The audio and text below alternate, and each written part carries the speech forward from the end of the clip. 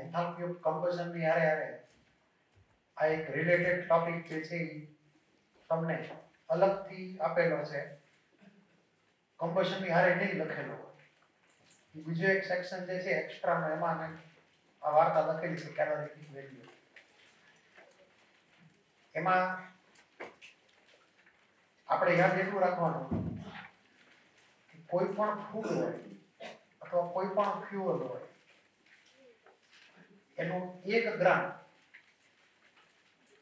નું આપણે complete combustion કરીએ, 1 ગ્રામ નું કેટલું 1 ગ્રામ, તો આપણને જે એનર્જી મળે, હીટ એનર્જી કિલો જૂલમાં અથવા કિલો કેલરીમાં, ઈ વેલ્યુને કહેવાય કેલોરીફિક વેલ્યુ. બરાબર છે? પછી ફૂડ પણ હોય અથવા કોઈ ફ્યુઅલ પણ હોઈ શકે, પણ એની વેલ્યુ માપવાની પર ગ્રામ પર મોલ નહીં. ડેટા બધો પર મોલમાં જ આપેલો છે, પછી એને કન્વર્ટ કરી શકાય પર ગ્રામની અંદર. ક્લિયર એટલું? તો અહીંયા તમને રિએક્શન આપેલી છે, માની લો કે મિથેનનું કમ્બશન કર્યું આ રિએક્શન પ્રમાણે, અને જે એન્થાલ્પીનો ચેન્જ થયો, હીટ એનર્જી રિલીઝ થઈ, એની વેલ્યુ તમને 890 કિલો જૂલ છે. અને તમને એવું પૂછ્યું કે find the calorific value of મીથ, તો અહીંયા જે વેલ્યુ તમને આપેલી છે પર મોલ આપેલી છે. એટલે અહીંયા એવું તમે માની શકો કે આ જે ડેટા હતો કિલો જૂલ પર મોલ વાળો,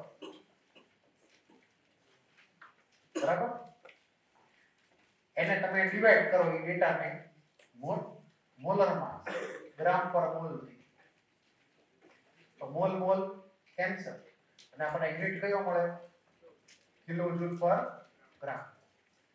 એટલે આપણે જે એન્થાલ્પીનો ચેન્જ આપેલો એ કિલો જૂલ પર મોલ, એટલે કે 1 મોલ મિથેન, 1 મોલ મિથેન, બરાબર? જેને બાળવાનો હોય એક જ મોલ લેવાનો, એ આપણે વાત કરેલી છે. તો આ જે એન્થાલ્પી ચેન્જ થયો એ કિલો જૂલ થયો પર મોલમાં મિથેન માટે.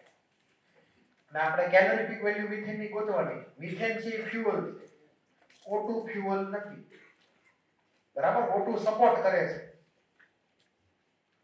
ફ્યુઅલ O2 ન ગણાય, એ સપોર્ટર ગણાય કમ્બશન. O2 પોતે હળગે નહીં, બીજાને હળગાવે. ક્લિયર? તો મિથેન હળગે છે એટલે મિથેન ફ્યુઅલ થયો. તો ફ્યુઅલની કેલોરીફિક વેલ્યુ એટલે મિથેનની કેલોરીફિક વેલ્યુ એની ડેલ્ટા F ની વેલ્યુ પર મોલ ડિવાઇડ બાય મોલર માસ, એટલે આપણને આવો જ આવ્યું. તો આને જે કહેવાય એની કેલોરીફિક વેલ્યુ ગણાય. આવી રીતે બીજા કેટલાક અલગ અલગ ફ્યુઅલ હોઈ શકે, બરાબર? તમારે કોઈની વેલ્યુ યાદ રાખવાની નથી, સિવાય કે H2 હાઇડ્રોજન, બરાબર છે? એટલે આ તમને ક્લિયર થઈ ગયું છે. આ તમને મોડ્યુલમાં લખીને બધું આપેલું છે. એટલે આપણે કેલોરીફિક વેલ્યુ જનરલી જે કેલ્ક્યુલેટ કરવાની થાય, કિલો કેલોરી પર ગ્રામ અથવા કિલો જૂલ પર ગ્રામ ગણવાની થાય. તો તમને આની લગતા ક્વેશ્ચન પૂછી શકાય. હવે આમાં પહેલા કોઈને કઈ ડાઉટ હોય પહેલા બોલી જાઓ. છે કોઈને કઈ ડાઉટ? એટલું ક્લિયર? હવે આનો એક ટેબલ તમને મોડ્યુલમાં આપેલું છે. પછી માની લો કે બીજી રિએક્શન લઈએ, ધારો કે આ ઓક્ટેન છે, C8H18, એનું જ આપણે કમ્બશન કર્યું, આપણને એની એન્થાલ્પીની વેલ્યુ મળી 5460 કિલો પર મોલ. આનો 1 મોલ હળગાવ્યો એટલો, અને પૂછ્યું હોય કેલોરીફિક વેલ્યુ કેટલી, તો આપણે ઈ વેલ્યુને મોલર માસ થી ડિવાઈડ કરવાની ઓક્ટેન, એટલે આપણે આવો કંઈક નંબર મળે. ઇન્ટીજરમાં આવું કાંઈક પૂછવું હોય. ઓકે? હવે અહીંયા તમને ટેબલમાં કેટલાક અલગ અલગ ફ્યુઅલ જે છે એના ડેટા આપેલા છે, એના કેલોરીફિક વેલ્યુના ડેટા. આમાં સૌથી મોટી વેલ્યુ જો કોની છે? હાઇડ્રોજન છે સૌથી વધારે. તો H2 ગેસ, બરાબર? યાદ રાખજો, H2 ગેસ હાઈએસ્ટ કેલોરીફિક વેલ્યુ ધરાવે છે આખા વર્લ્ડમાં. ક્લિયર? એટલે હાઇડ્રોજન થી ચાલતી કાર, એવું તમે કદાચ સાંભળેલું છે, ભવિષ્યમાં કંઈક થવાનું છે, પાણીથી ચાલતી કાર. એટલે પાણી બનતું હોય, H2 + O2 એમાંથી પાણી બનાવે અને એમાંથી હીટ રિલીઝ થાય, એમ પેલું એન્જિન હાલે, એટલે કાર હાલે. ટૂંકમાં કહેવાનો મતલબ એમ. એટલે આ રિએક્શન જે છે H2 O2 giving water highly exothermic છે અને એમાં માસ પણ બહુ ઓછું હોય. H2 નું માસ ગણો તો 2 ગ્રામ ટોટલ, O2 નું બેલેન્સિંગ ગણો તો 16 ગ્રામ, ભેગા થઈને વોટર બનાવે 18 ગ્રામ.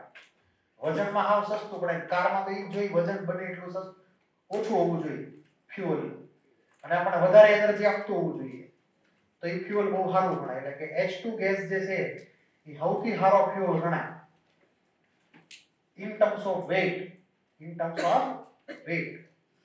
બરાબર છે? વેઇટ ની રીતે જોઈએ તો પર મોલ ની રીતે જુઓ તો પાછો ડેટા કોકનો અલગ હોઈ શકે. પર મોલ ની રીતે જુઓ, ધારો કે પર મોલ જોવું હોય તો હમણાં આપણે જોયું હતું, આની વેલ્યુ કેટલી જુઓ 5460 કિલો જૂલ એક મોલ માટે. પણ એક મોલ નું વજન કેટલું થાય 114 ગ્રામ.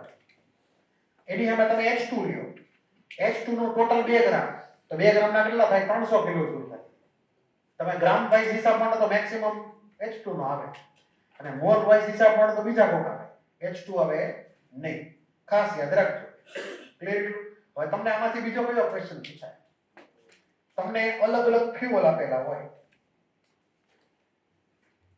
અહીંયા તમને 4 અલગ અલગ ફ્યુઅલ લખીને આપું છું.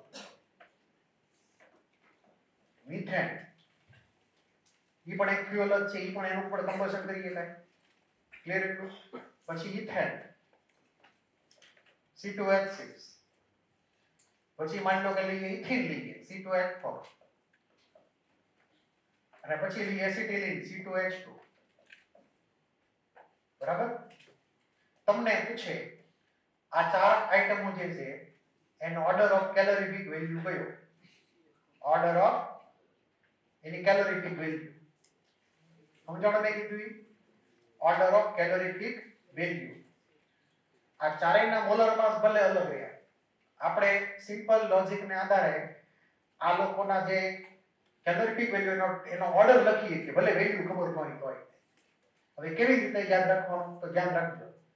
અહીંયા આપણે હમણાં જ વાત કરી કે આ હાઇડ્રોજન જેમાં મેક્સિમમ હોય, હાઇડ્રોજન જેમાં મેક્સિમમ હોય, બરાબર, એની વેલ્યુ વધારે ગણવાય. પણ હાઇડ્રોજન મેક્સિમમ નો મતલબ એમ નહીં કે એની સંખ્યા જોવાની. અહીંયા 6 હાઇડ્રોજન છે એમ નહીં જોવાનું. આપણે હાઇડ્રોજન ને કાર્બન નો રેશિયો ચેક કરવાનો, અને જેમાં ઈ રેશિયો મેક્સિમમ હોય, હાઇડ્રોજન ડિવાઇડ બાય કાર્બન સંખ્યાનો રેશિયો, અને ઈ જે મેક્સિમમ હોય એનો પહેલો નંબર આવે. ક્લિયર છે? હાઇડ્રોજન ડિવાઇડ બાય કાર્બન નો રેશિયો ઇન્ફાઇનાઇટી છે H2 માટે. તમે કાર્બન છે જ નહીં, એટલે આપણે ઈ માટે સ્ટાન્ડર્ડ પહેલો નંબર થઈ ગયો. બરાબર? હવે તમારે કાર્બન વધારતા જવાના, H વધારતા જવાના, જેનો રેશિયો મોટો એ વેલ્યુ વધારે. તો અહીંયા લખી નાખીએ એ પ્રમાણે આન્સર. એનું પહેલા લોજિક લખી નાખીએ કે greater the value of H by C number ratio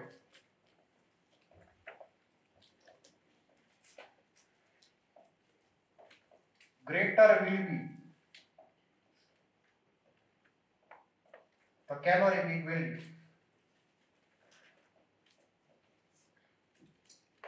તો બોલો આમાં કોનો પહેલો નંબર આવે?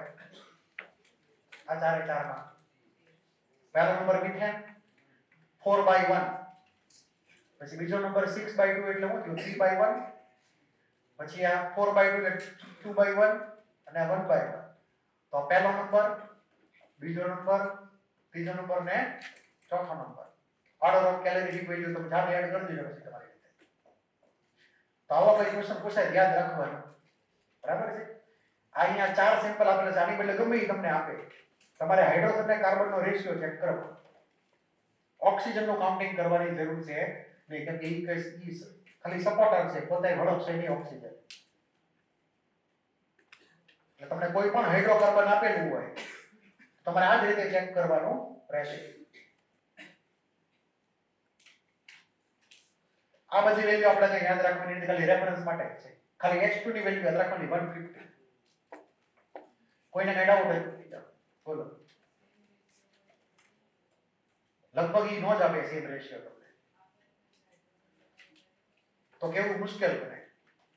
તો આપણે કઈ નો કે સેમ રેશિયો હોય ત્યારે આમાં તો સીધા ગોળા ફેંકવાના છે તો આપણે વેલ્યુ જોવી પડે. તમને જ્યારે આવા પ્રશ્ન પૂછે ત્યારે તમને રેશિયો અલગ જ થતો તો જ આપણે એનો આન્સર આપી શકીએ વિધાઉટ ડેટા કહેવાનું છે એટલે. તો આમાં કોઈને કઈ ડાઉટ? તો કેલોરીફિક તમારે યાદ રાખવાનું. કેટલાક ન્યુમેરિકલ તમને અવસ્થિમાં એવા આવશે કે ભાઈ ફાઇન્ડ કરો કેલોરીફિક વેલ્યુ. તો તમારે એ પર્ટિક્યુલર રિએક્શન જે હોય કમ્બશન જે તે ફ્યુઅલ એની એન્થાલ્પી પડી પર મોલ પછી ડિવાઇડ કરવાનો મોલર માસ એટલે તમને સીધું મળશે કેલોરીફિક વેલ્યુ એ પ્રમાણે મળશે. આવા પ્રશ્ન અવસ્થિમાં તમને હશે એ પ્રમાણે. તો આની વાર્તા આપણી પૂરી. હવે મોડ્યુલમાં શરૂઆતમાં તમને કેટલાક પોઈન્ટ્સ લખીને આપેલા છે જેની આપણે વાત કરી લઈએ. હવે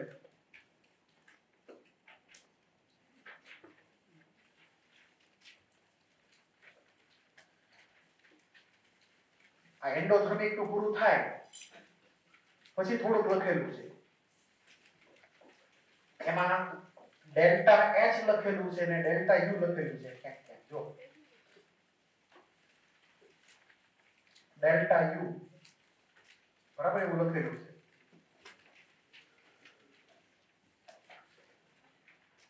તો ડેલ્ટા યુ શું છે અને ડેલ્ટા એચ શું છે બેની વચ્ચે ડિફરન્સ શું? તો heat of reaction એટલે કે એન્થાલ્પી છે રિએક્શન બરાબર. જો આપણે કોન્સ્ટન્ટ ટેમ્પરેચર એટલે કે ટી આપણે માની લો કે કોન્સ્ટન્ટ રાખીએ છીએ, કોન્સ્ટન્ટ ટેમ્પરેચર સિલેક્ટ કરીએ છીએ અને કોન્સ્ટન્ટ પ્રેશર સિલેક્ટ કરીએ છીએ તો ઈ હીટ ઓફ રિએક્શન એટલે કે એન્થાલ્પી ચેન્જ નો સિમ્બોલ થઈ જાય ડેલ્ટા એચ બરાબર. હીટ ઓફ રિએક્શન ને ડેલ્ટા એચ ગણવાનું, એન્થાલ્પી ચેન્જ ગણવાનું, સિમ્પલી ડેલ્ટા એચ ગણવાનું. અને જો ઈને ઈ રિએક્શન આપણે કરવાની હોય અથવા કોઈ પ્રોસેસ કરવાની હોય એટ કોન્સ્ટન્ટ ટેમ્પરેચર અને કોન્સ્ટન્ટ વોલ્યુમે તો ઈ વખતે જે હીટ ઓફ રિએક્શન હોય એની વેલ્યુને આપણે નામ પડશું internal energy change delta U. આંતરિક ઊર્જાનો ફેરફાર ડેલ્ટા યુ. એટલે બેમાં ડિફરન્સ છે થોડો ઘણો. એકમાં પ્રેશર કોન્સ્ટન્ટ છે, બીજામાં વોલ્યુમ કોન્સ્ટન્ટ છે. આને તમે ઇમેજિન એવી રીતે કરી શકો કે માની લો કે તમે ગરમ પાણી હોય તપેલીમાં ગેસ ઉપર મૂકો ગરમ થવા માટે, ખુલ્લી તપેલી રાખો. હું રાખો? ખુલ્લી તપેલી. ચાલો એક્સપેરિમેન્ટ. એમાં આપણે અમુક ટેમ્પરેચર સુધી પાણીને ગરમ કર્યું એટલે અમુક હીટ એનર્જી વપરાણી ગેસ. વળી પાછો એને એક્સપેરિમેન્ટ કર્યો, એટલું જ પાણી લીધું પણ કુકરમાં લીધું, કુકર બંધ કરી દીધું, હવે ગેસ ચાલુ કરી દીધો. આપણે પાણીને અગાઉ જેટલા ટેમ્પરેચર સુધી ગરમ કરવાનું સેમ ક્વોન્ટિટીના પાણીને, ગેસ કેમાં ઓછો બળશે? કુકર વાળામાં કે ખુલ્લી તપેલીમાં? કુકર વાળામાં કે જે બંધ પાત્ર છે ક્લોઝ વેસલ છે. આપણે હીટિંગ ક્યારે કર્યું? કોન્સ્ટન્ટ વોલ્યુમે હીટિંગ કર્યું અંદરના લિક્વિડ. ક્લિયર છે? તો ઈ જલ્દી ગરમ થઈ જાય, ઓછો ગેસ વપરાય. બીજી સાઈડ ખુલ્લી તપેલી રાખો તો એટમોસ્ફિયર આરે હીટ એનર્જીનો એક્સચેન્જ થઈ રહે, પાણી ગરમ થઈ થઈ બહાર જવા પડે વેપર બનીને. કુકરમાં એવા કોઈ ચાન્સ રહેતા નથી. એટલે ક્લોઝ વેસલમાં જે તમે રિએક્શન કરો એ કોન્સ્ટન્ટ વોલ્યુમે રિએક્શન થઈ ગઈ બરાબર. અને ઓપન વેસલમાં જે રિએક્શન કરો ખુલ્લા પાત્રમાં ઈ કોન્સ્ટન્ટ પ્રેશર વાળી રિએક્શન થઈ ગઈ. એટલે કે એટમોસ્ફિયરિક પ્રેશર કેવું રહેશે? કોન્સ્ટન્ટ.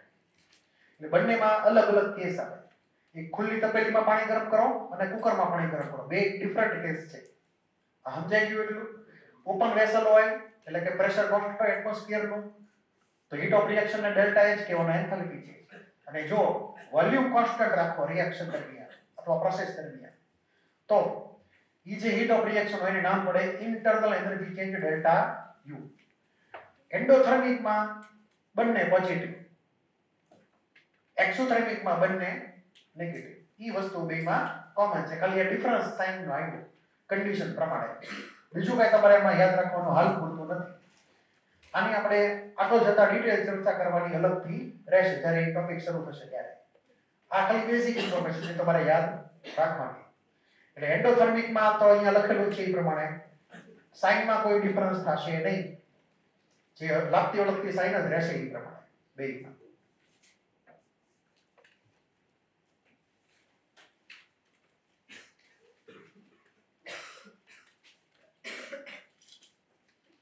આમાં કોઈને કઈ ડાઉટ? તો આ બેઝિક ઇન્ફોર્મેશન તમારે યાદ રાખવાની એ પ્રમાણે. હવે થર્મોકેમિકલ ઇક્વેશન નામનો એક નાનો એવો ટોપિક તમને આપેલો છે, બરાબર? આનો મતલબ ખાલી એટલો જ કરવાનો કે કોઈ ઇક્વેશન આપેલો હોય કેમિકલ રિએક્શન વાળો, તો ઈ ઇક્વેશન ને આપણે થર્મોકેમિકલ ઇક્વેશન ક્યારે કહીએ અને ક્યારે નહીં કહેવાનું એની વાત ખાલી છે ઉપરથી. થર્મોકેમિકલ ઇક્વેશન નો મતલબ એમ પહેલા તો બેલેન્સ હોવું જોઈએ. કેવું હોવું જોઈએ? બેલેન્સ. બરાબર? રેડોક્સ માં આપણે બેલેન્સ કરતા હતા. પછી બીજી કન્ડિશન ઈ દરેક રિએક્ટન્ટ અને દરેક પ્રોડક્ટ ના આપણે ફિઝિકલ સ્ટેટ દર્શાવવાના. આ બીજી કન્ડિશન. રેડોક્સ માં આપણે જરૂરી ગણતા નહોતા. અને ત્રીજી કન્ડિશન રિએક્શન દરમિયાન જે કાંઈ હીટ રિલીઝ થઈ હોય અથવા જે કાંઈ હીટ એબ્સોર્બ થઈ હોય એની વેલ્યુ બાજુમાં દર્શાવવાની કોઈ પણ ફોર્મેટમાં. ત્રણ કન્ડિશન જો સેટિસ્ફાઈ થાય તો ઈ કેમિકલ ઇક્વેશન ને થર્મોકેમિકલ ઇક્વેશન કહેવાય. તો પહેલી કન્ડિશન કઈ? થર્મોકેમિકલ ઇક્વેશન છે તો એમાં પહેલી કન્ડિશન કી બેલેન્સ હોવું જોઈએ, સંતુલિત કરેલું હોવું જોઈએ. પછી ફિઝિકલ સ્ટેટ રિએક્ટન્ટ ને પ્રોડક્ટના બધાના દર્શાવેલા હોવા જોઈએ.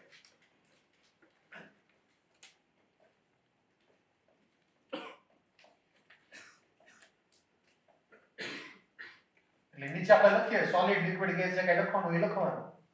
અને પછી ત્રીજો પોઈન્ટ છે હીટ ઓફ રિએક્શન દર્શાવેલી હોવી જોઈએ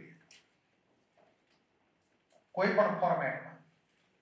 બાજુમાં લખો ડેલ્ટા એસ તરીકે કે ડેલ્ટા યુ તરીકે કે પછી સાથે સાથે લખો રિએક્શનમાં પ્રોડક્ટ કે રિએક્ટન્ટ તરીકે. એ લખવું પડે કમ્પલસરી. ધારો કે આ રિએક્શન છે પહેલી carbon solid O2 gas CO2 gas બધાના ફિઝિકલ સ્ટેટ લખ્યા, પાછું બેલેન્સ છે આરે, અને પાછું અહીંયા હીટ એનર્જી લખી ઇઝ અ પ્રોડક્ટ એટલે 393.5 કિલો. તો આને થર્મોકેમિકલ ઇક્વેશન કહેવાય. ક્લિયર છે? ધારો કે હું વેલ્યુ તમને આપું જ નહીં, કાંઈ લખું જ નહીં બાજુમાં, બરાબર? આ રીતે ન લખું ધારો કે ડેલ્ટા એસ ના ફોર્મમાં, તો એને થર્મોકેમિકલ ઇક્વેશન કહેવાનો. એનર્જીનો ડેટા ન હોય તો થર્મોકેમિકલ ઇક્વેશન કહેવાય. એની માત્ર પહેલી બે જ કન્ડિશન આપેલી હોય, થર્મો આપેલો હોય થર્મોકેમિકલ ઇક્વેશન ન કહેવાય. એટલે આમાંથી એક પણ જો વાયોલેટ થાય, એક પણ કન્ડિશન જો સ્પેસિફાઈ ન કરેલી હોય તો થર્મોકેમિકલ ઇક્વેશન કહેવાનું નહીં. તમને એવો સિમ્પલ એમસીક્યુ આવે કે કયા ઇક્વેશન છે થર્મોકેમિકલ ઇક્વેશન છે અથવા નથી. ઓકે? પણ આવા ક્વેશ્ચન જનરલ કોઈ પૂછતું નથી. જનરલ કોઈ પૂછતું નથી. આમાં કોઈને કઈ ડાઉટ હોય? ક્લિયર એટલું? એટલે આ ત્રણ વસ્તુ દર્શાવેલી હોવી જોઈએ જો એવો પ્રશ્ન એમસીક્યુ લખતો હોય તો. હવે બીજું કે factors on which enthalpy change delta H of reaction depends. કોઈ પર્ટિક્યુલર કેમિકલ રિએક્શન જે આપણે ઓપન વેસલમાં કરીએ છીએ ખુલ્લા પાત્રમાં, એટલે પ્રેશર કોન્સ્ટન્ટ પી ચેન્જ ગણવાનો હોય, તો ઈ એન્થાલ્પી ચેન્જ ડિપેન્ડ અલગ અલગ ફેક્ટર ઉપર કરશે. એની વેલ્યુ અલગ અલગ હોઈ શકે અલગ અલગ કેસમાં. એમાં પહેલું કેસ જે છે એ physical state of the reactant and product.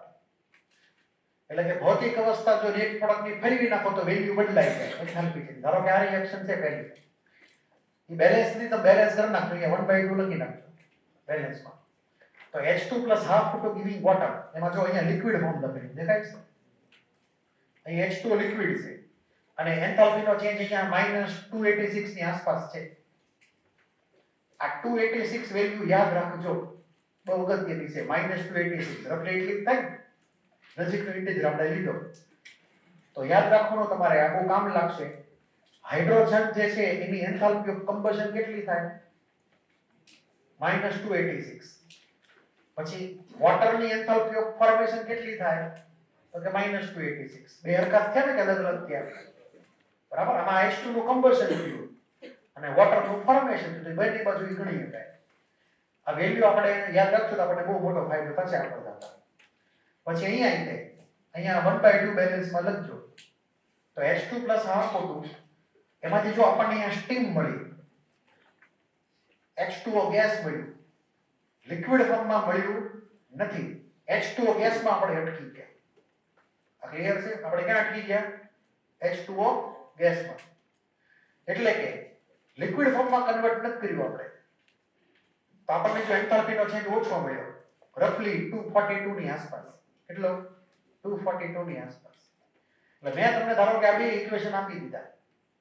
હવે હું તમને એમ કહું find enthalpy change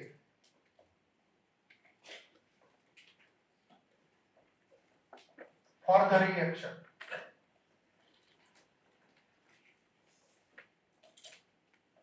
H2O gas to H2O liquid. તમને આ ફાઇન્ડ કરતા આવડે કે ન આવડે? આ પહેલું ઇક્વેશન, બીજું ઇક્વેશન. શું કરશો તમને આ વેલ્યુ મળશે? બોલો. H2O ગેસમાંથી H2O લિક્વિડ બનાવવાનું છે, તો આપણે કેમાંથી આપણને મળે? આને કીધે રિએક્શન R1, આને કીધે રિએક્શન R2. બોલો શું કરશો? R2 minus R1 કે R1 minus R2, R1 minus R2. કેમ કે જો આપણે H2 લિક્વિડ જોઈએ છે કઈ બાજુ? પ્રોડક્ટ સાઈડ, અને પહેલામાં પ્રોડક્ટ સાઈડ જ છે એટલે R1 તો એમને જ રહેશે. પણ આપણે H2 ગેસ જોઈએ છે રિએક્ટન્ટ સાઈડ, આપણને અહીં આપેલો છે પ્રોડક્ટ સાઈડ, તો આપણે R1 minus R2 કરવું પડે. એટલે R1 minus R2 કરીએ તો આપણને આ રિએક્શન મળી જાય. એટલે હવે હું આગળ લાઈન કરવાનું બોલો એન્થાલ્પી ચેન્જ માટે. પહેલી રિએક્શન એન્થાલ્પી ચેન્જ માઈનસ બીજી રિએક્શન એન્થાલ્પી, વેલ્યુ ગોતી નાખો. કેટલો આવ્યું? આને તમે 286 લઈ લો, આને 242 લઈ લો. કેટલું થયું? -44. તો આનો એન્થાલ્પી ચેન્જ થઈ ગયો -44 કિલોજૂલ પર મોલ. મતલબ 1 mall steam H2O gas steam convert થાય H2O લિક્વિડમાં, એટલે કે સ્ટીમનું કન્ડેન્સેશન થાય અને લિક્વિડમાં કન્વર્ટ થાય, તો એ વખતે હીટ એનર્જી રિલીઝ થશે 44 કિલોજૂલ જેટલી પર mall of water liquid form. આ ક્લિયર? તમને આ ડેટાને આધારે નીચેની વિડિયો આપણે ફાઇન્ડ કરી. હવે તમને ક્લિયર થઈ ગયું છે કે ફિઝિકલ સ્ટેટ ફરી ગયું તો એન્થાલ્પી ચેન્જની વેલ્યુ પણ બેમાં અલગ અલગ આવે. આ ખાલી તમારે જાણવાનું, યાદ રાખવાનું કે વેલ્યુ અલગ અલગ છે, ફરકી નથી. તો આમાં કોઈને કઈ ડાઉટ હોય તો બોલી જાઓ. છે કોઈને કઈ ડાઉટ? આવો તમને એક MCQ પૂછી લે એક્ઝામમાં આ બે ડેટાને આધારે. તો આમાં કોઈને કઈ ડાઉટ? એટલું આગળ. પછી બીજું ફેક્ટર છે factors on which enthalpy change depend. જેમાં બીજું ફેક્ટર છે ક્વોન્ટિટીઝ ઓફ રિએક્ટન્ટ. તમે ક્વોન્ટિટી બદલી નાખો, બરાબર? કે આપણે 1 મોલ કાર્બનની બદલે 2 મોલ કાર્બન બનાવીએ તો અલગ ડેટા આવશે. ધારો કે અહીંયા તમને એક ઇક્વેશન આપેલું છે પાછળ, આપણે એક ઇક્વેશન લઈએ, આની વેલ્યુ કેટલી છે? -395 ની આસપાસ. ધારો કે આ એક ઇક્વેશન લઈએ, ક્વોન્ટિટીઝ ઓફ રિએક્ટન્ટ. ધારો કે આ C+O2 વાળી રિએક્શન છે અને એમાં ધારો કે એન્થાલ્પી ચેન્જ -395 કિલોજૂલ પર મોલ છે. તો આનો મતલબ એમ થયો કે 1 મોલ કાર્બન ગ્રેફાઇટ જ્યારે કન્વર્ટ થાય CO2 ગેસમાં તો 395 કિલોજૂલ જેટલી એનર્જી રિલીઝ થાય. પણ માની લો કે હું 2 ગ્રામ કાર્બન લઉં તો, સોરી 2 મોલ કાર્બન લઉં તો વેલ્યુ ડબલ થાય કે ન થાય? પછી માની લો કે 2 મોલની બદલે 1 જ ગ્રામ કાર્બન લઉં, કેટલો? તો આને મારે ડિવાઈડ નથી કરવા પડે, ડિવાઈડ કરવા પડે. એટલે અહીંયા જો ક્વોન્ટિટી અલગ લઉં, અલગ ક્વોન્ટિટી લઉં તો અહીંયા ડેલ્ટા H પણ બદલાઈ જશે. આટલું ક્લિયર છે? એટલે ક્વોન્ટિટીઝ ઓફ રિએક્ટન્ટ ઉપર ડિપેન્ડ કરે એન્થાલ્પીનો ચેન્જની વેલ્યુ છે કે લાગતી ઓળખતી હોય. પછીનો જે કેસ છે એ એલોટ્રોપિક મોડિફિકેશન. અહીંયા તમને બે અલગ અલગ કેસ આપેલા છે. કાર્બન ડાયમંડ ફોર્મમાં છે, કાર્બન અહીંયા ગ્રેફાઇટ ફોર્મમાં છે. બેમાંથી એક જગ્યાએ ગ્રેફાઇટ સમજજો. કેમાં છે ગુજરાતી વાળામાં? અહીંયા છે. તો બેમાંથી એક જગ્યાએ ગ્રેફાઇટ ફોર્મ સમજવાનું. તો અલગ અલગ એલોટ્રોપ લીધા, ડાયમંડ ને ગ્રેફાઇટ, બરાબર? એલિમેન્ટરી ઓફ કાર્બન, એમાં અલગ અલગ એન્થાલ્પીનો ચેન્જ છે. એનથી કઈ ફેર નહીં પડે. એટલે હું કીધું તમને હવે એ વેલ્યુનો થોડી ટૂંકમાં કહેવાનો મતલબ છે આપણને વેલ્યુ છે કદાચ, પણ આપણે વેલ્યુ ક્યાં યાદ રાખવાની છે? આપણે ખાલી એટલું જ સમજવાનું છે કે મેં એલોટ્રોપ ચેન્જ કર્યો તો અહીંયા એન્થાલ્પી ચેન્જની વેલ્યુ બદલાઈ ગઈ. તમારે એટલું જ યાદ રાખવાનું છે. બાકી આપણે ક્યાં વેલ્યુમાં કઈ પડવાની જરૂર છે નહીં. કોઈને કઈ ડાઉટ હોય તો બોલી જાઓ. છે કોઈને કઈ ડાઉટ? તો તમને માની લો કે આવી રીતે ડેટા આપેલા હોય તો તમને એમ પૂછી શકાય કે ડાયમંડ ને ગ્રેફાઇટ અથવા ગ્રેફાઇટ ને ડાયમંડમાં કન્વર્ટ કરવું હોય તો કેટલી વેલ્યુ જોશે એન્થાલ્પી છે. એવા તમને અવસ્થિમાં ક્વેશ્ચન મળી ગયા છે, સોલ્વ કર્યા છે. તો આ ખાલી એલોટ્રોપિક મોડિફિકેશન કરી એલોટ્રોપ બદલીએ તો વેલ્યુ બદલાય છે, એટલું જ યાદ રાખવાનું. બીજો આમાં કઈ લોજિક નથી. ટેમ્પરેચર આપણે જનરલ કેસમાં જે ડિફોલ્ટ ટેમ્પરેચર હોય એ 298 કેલ્વિન હોય છે ડિફોલ્ટ ટેમ્પરેચર. પણ તમે જો ટેમ્પરેચર બદલો, બરાબર, તો એન્થાલ્પી ચેન્જની વેલ્યુ બદલાશે. નોર્મલ કેસીસમાં ધ્યાનથી સાંભળજો, નોર્મલ કેસીસમાં એન્થાલ્પી ચેન્જ આપણે માનવાનો ઇન્ડિપેન્ડન્ટ ઓફ ટેમ્પરેચર. કેવો માનવાનો? ઇન્ડિપેન્ડન્ટ ઓફ ટેમ્પરેચર નોર્મલ કેસીસમાં. પણ ધારો કે એક્ચ્યુઅલી ચેન્જ થાય જ છે, પણ નોર્મલ કેસીસમાં એને કેવો માનવાનો? કોન્સ્ટન્ટ. ટી બદલાય તો ડેલ્ટા બદલવાનો નહીં, પરંતુ વાસ્તવિકતામાં એ બદલાવાનો છે.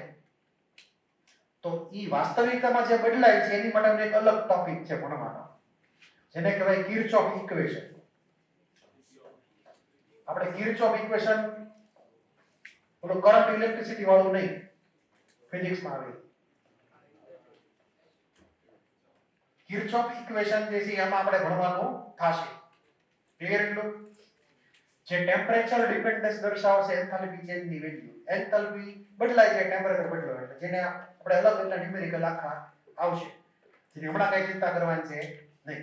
અને પછી છે કન્ડિશન ઓફ કોન્સ્ટન્ટ પ્રેશર કે કોન્સ્ટન્ટ વોલ્યુમ. એટલે આપણે વાત કરી કે જો કોન્સ્ટન્ટ પ્રેશર હોય તો એન્થાલ્પી ચેન્જ ડેલ્ટા એચ આવે, અને કોન્સ્ટન્ટ વોલ્યુમ હોય તો ડેલ્ટા યુ આવે, ઇન્ટરનલ એનર્જી ચેન્જ. ક્લિયર? આનું જે કઈ લખાણ છે આપણે હમણાં પડવાની જરૂર છે નહીં, એના દાખલા અલગથી આપણે ગણશું જે કઈ લાગતા વળગતા છે. આ ખાલી એકવાર રેડી કરીને જવા દેવાનું, ખાલી સિમ્બોલ યાદ રાખવાના. અહીંયા જો સિમ્બોલ જે આપ્યો છે એ પ્રમાણે Q એટલે હીટ એનર્જી, કાં તો એબ્સોર્બ થઈ કાં તો રિલીઝ થઈ, વોટએવર ઇટ.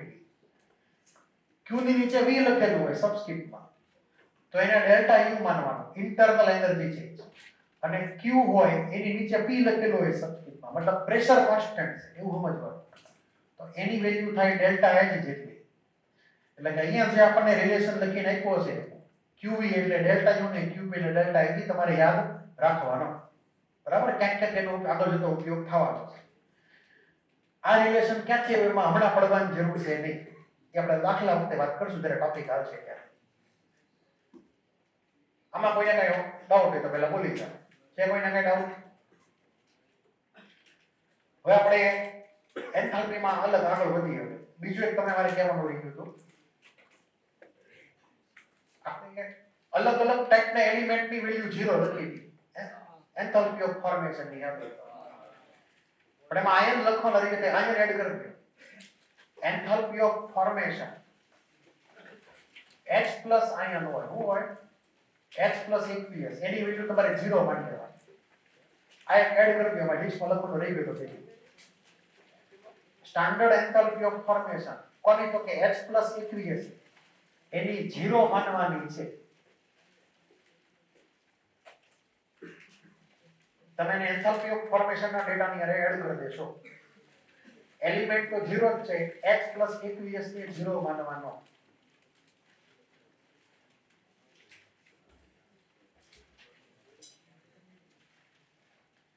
આની સિવાયના ગમે તે આયન હોય, આની સિવાયના ગમે તે આયન ઈ નોન ઝીરો હશે. but other ions enthalpy of formation not equal to 0. બીજા કોઈ પણ આયન હોય H+ સિવાયના તો ઈ નોન ઝીરો હશે. બરાબર છે? સ્ટાન્ડર્ડ માટે માથે 0 કરવામાં આવે.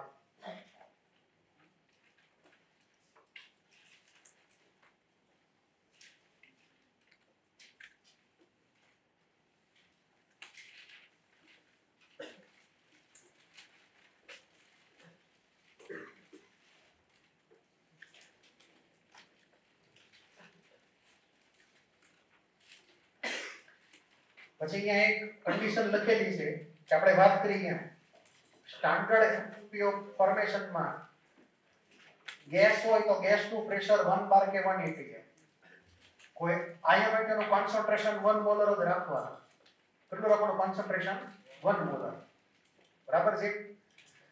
ટેમ્પરેચર વિશે કોઈ સ્પેસિફિક ઇન્ફોર્મેશન આપેલી નથી કે કેટલું ટેમ્પરેચર રાખવું. ટેમ્પરેચર બદલી શકાય. ક્લિયર? પણ આપણે જે ડિફોલ્ટ ટેમ્પરેચર છે એ 298 કેલ્વિન છે. બાકી બીજું ટેમ્પરેચર હોય તો કઈ ફેર પડતો નથી.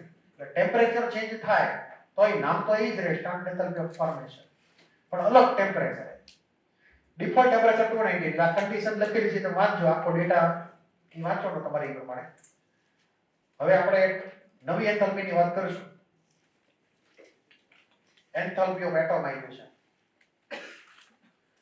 સૌથી વધારે પ્રોબ્લેમ ક્રિએટ કરે આ એન્થાલ્પી ઓફ એટોમાઇઝેશન.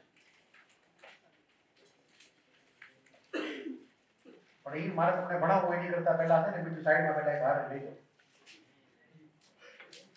અમુક સિમ્પલ એન્થાલ્પીની પહેલા વાત કરી. બરાબર છે? આની માટે ધ્યાન આપજો. પહેલા કેટલી ફિઝિકલ પ્રોસેસ લઈએ. માની લો કે પહેલી ફિઝિકલ પ્રોસેસ માની લો કે મેલ્ટિંગ એટલે કે ફ્યુઝન. એટલે કે આપણે કોઈ સોલિડ સબસ્ટન્સ હોય એને મેલ્ટ કરીએ. એટલે કે ધારો કે H2O સોલિડ એટલે કે આઈસ ઈ કન્વર્ટ થાય H2O લિક્વિડમાં. બરાબર? તો ઈ વખતે આનો આપણે ડિફોલ્ટ કેટલો લેવાનો? આનો ડિફોલ્ટ 1 મોલ લેવાનો. બરાબર છે? મેલ્ટિંગ એટલે કે ફ્યુઝન દરમિયાન ટેમ્પરેચર ચેન્જ કરવાનું નથી. યાદ રાખવાનું ખાસ. ધેટ મીન્સ કે આપણે આઈસ એટલે કે H2O સોલિડ જેનું ટેમ્પરેચર 0 ડિગ્રી સેલ્સિયસ છે, પણ એનું ફિઝિકલ સ્ટેટ કયું છે? Solid. 0 degree Celsius.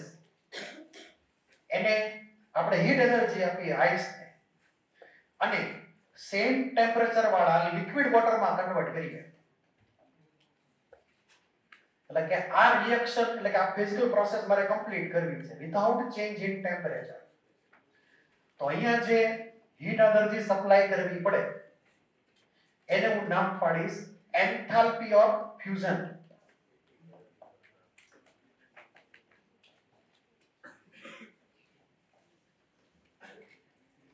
Enthalpy of fusion. Fusion મતલબ ગલન, સોલિડ ટુ લિક્વિડ.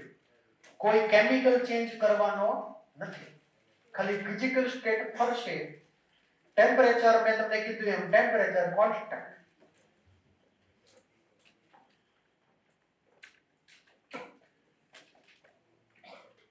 અને ટેમ્પરેચર કયું હોય છે બોલો? એનું પોતાનું મેલ્ટિંગ પોઈન્ટ. આ ક્લિયર છે? એનું પોતાનું મેલ્ટિંગ પોઈન્ટ. આ એક જનરલ ઇન્ફોર્મેશન તમારે યાદ રાખો, ત્યારે ડિટેલ્સ આપણે અલગથી કરવાની છે. તો તમને ખબર પડી ગઈ what is enthalpy of fusion? જે તે સોલિડ હોય એને મેલ્ટ કરવાનો. બરાબર છે? લિક્વિડ ફોર્મમાં. વિધાઉટ ચેન્જિંગ ટેમ્પરેચર અને એના મેલ્ટિંગ પોઈન્ટે જ ગરમ કરવાનું. એની માટેની જે હીટ એનર્જી આપવી પડે એને કહેવાય એન્થાલ્પી ઓફ ફ્યુઝન. પછી એવી જ રીતે માની લો કે આગળ વધીએ કે હું H2O લિક્વિડ જે છે H2O લિક્વિડ એને હું કન્વર્ટ કરું છું ગેસ ફોર્મમાં. તો H2O લિક્વિડ માંથી H2O ગેસ બની ગયો.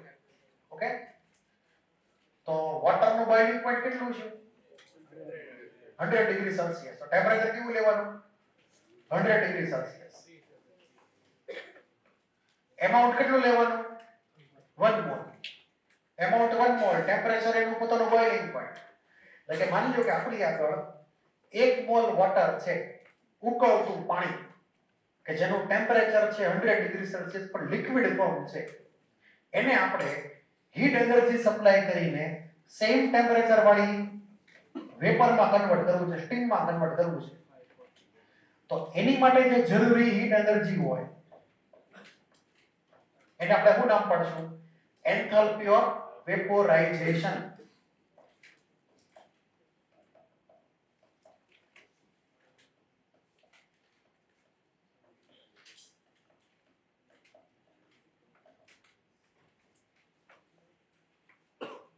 ગુજરાતીમાં એન્થાલ્પી ઓફ ફ્યુઝન ને ગલન એન્થાલ્પી કહેવાય.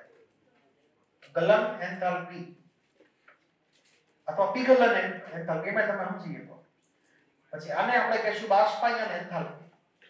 બાષ્પી થઈ ગયું, H2O લિક્વિડ માંથી ગેસ બની ગયો, એટલે કે બાષ્પાયન એન્થાલ્પી એવું નામ પાડેલું છે. અને એ પણ કયા ટેમ્પરેચરે થશે?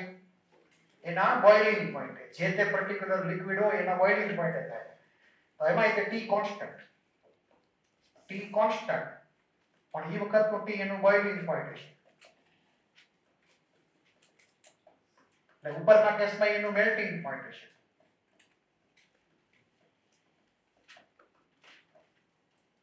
તો મને કહો કે આ બંને પ્રોસેસ જે છે એન્ડોથર્મિક છે કે એક્ઝોથર્મિક છે? એન્ડોથર્મિક જ છે. આપણે ફિઝિકલ સ્ટેટ ચેન્જ કરવું હોય, સોલિડ ટુ લિક્વિડ કે લિક્વિડ ટુ ગેસ, તો હીટ એનર્જી સપ્લાય કરવી પડે. એટલે બંને પ્રોસેસ જે છે એ એન્ડોથર્મિક છે ટૂંકમાં. તો આની એન્થાલ્પી જેટલી વેલ્યુ કેવી આવશે બોલો? બેની પોઝિટિવ વધે.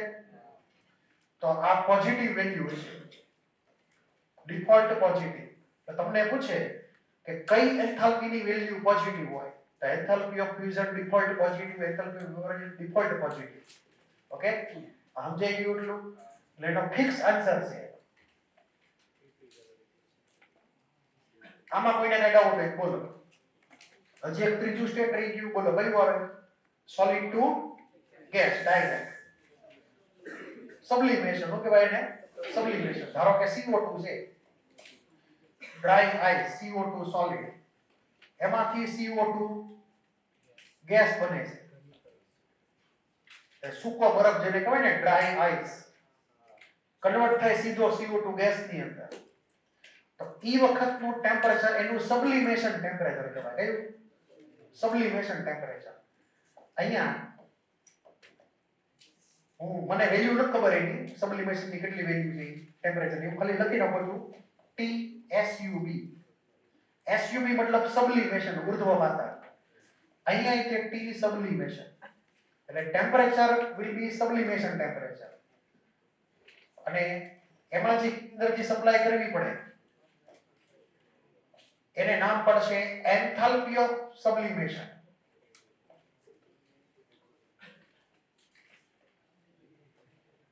એટલે કે ઉર્ધ્વપાતન એન્થાલ્પી, એન્થાલ્પી ઓફ સબ્લિમેશન. અને એમાં પણ T કોન્સ્ટન્ટ રાખવાનું. અને એ જે T હશે એનું સબ્લિમેશન ટેમ્પરેચર હશે.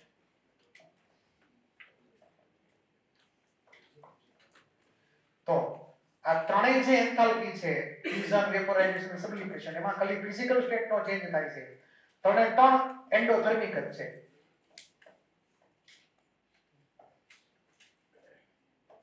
આટલામાં કોઈને કઈ ડાઉટ હોય તો બોલી જાઓ પહેલા.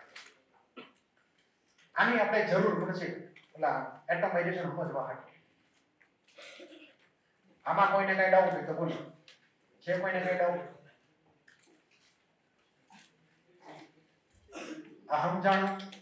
આની ડિટેલ ચર્ચા આપણને અલગથી આપણે કરશું અને અલગ અલગ ફેક્ટર એમાં ઇન્વોલ્વ હોય, પણ આ બેઝિક ઇન્ફોર્મેશન તમને હોવી જરૂરી છે. તો આમાં કોઈને કઈ ડાઉટ છે? કોઈને કઈ ડાઉટ? હવે આ ત્રણેયને ઊંધી કરો. ઊંધી પ્રોસેસ એટલે સમજી ગયા? લિક્વિડ ટુ સોલિડ એટલે શું કહેવાય છે? ફ્રીઝિંગ એટલે કે ઠારણ, પ્રવાહીનું ઠારણ. તો નામ શું પડે એન્થાલ્પીનું? Enthalpy of freezing. ક્લિયર? હવે એન્ડોથર્મિક હશે કે એક્ઝોથર્મિક હશે? બોલો. એક્ઝોથર્મિક હશે. ન્યુમેરિકલ વેલ્યુ કેવી હશે? બેની હરખી કે અલગ અલગ? ન્યુમેરિકલ વેલ્યુ હરખી પણ સાઇન ઓપોઝિટ. તો જો ઊંધી પ્રોસેસ વિચારો તો નામ પડે એનું એન્થાલ્પી ઓફ ફ્રીઝિંગ. તો ઈ બેનો રિલેશન આપણને લખતા આવડવો જોઈએ. તો હું અલગથી લખું છું રિલેશન. આપણે એન્થાલ્પી ઓફ ફ્યુઝન જે છે, આ એન્થાલ્પી ઓફ ફ્રીઝિંગ થઈ ગયું, એની વેલ્યુ કોના જેટલી હશે? તો કે negative of the value of enthalpy of vaporization. આ સિમ્બોલ આવી રીતે લખવાનું. VAP એટલે વેપોરાઇઝેશન સમજવાનું. તો આ થઈ ગયું એન્થાલ્પી ઓફ વેપોરાઇઝેશન. અને આ ડેલ્ટા ની નીચે લખવાનું ફ્રીઝિંગ એટલે એન્થાલ્પી ઓફ ફ્રીઝિંગ થઈ ગયું. સોરી, મારી ભૂલ થઈ ગયો.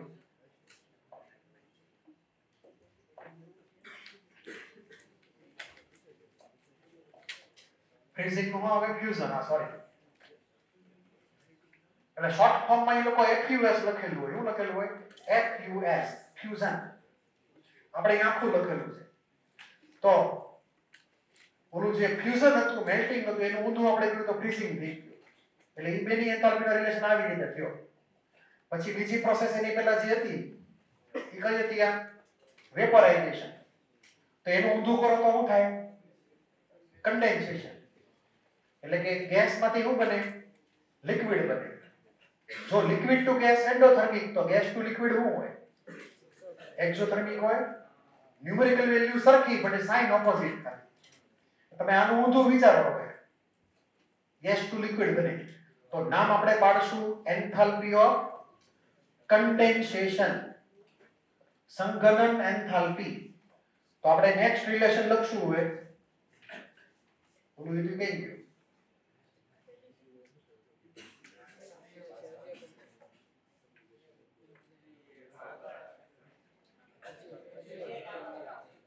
હજી એક આગળ જવાનું. તો અહીંયા બીજો રિલેશન લખી શકાય. એન્થાલ્પી ઓફ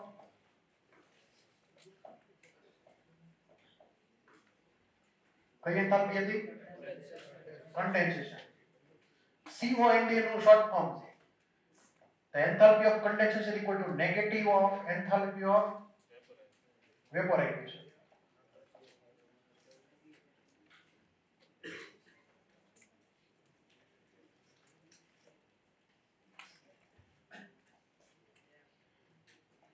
એટલે સપોઝ તમને એન્થાલ્પી ઓફ વેપોરાઇઝેશન ની વેલ્યુ આપેલી હોય તો તમે ઈ જ રિએક્શન ને ઊંધી કરીએ તો આપણને એન્થાલ્પી ઓફ કન્ડેન્સેશન ની વેલ્યુ ખબર પડી જાય.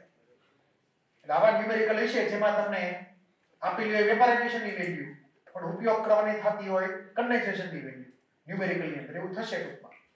અને હજી જો આપણે આ રિએક્શન લઈ ઊંધી, આની ઊંધી શું થાય? સબ્લિમેશન નું ઊંધું ડિપોઝિશન. સબ્લિમેશન નું ઊંધું એટલે CO2 ગેસ માંથી સીધો CO2 સોલિડ બની ગયો.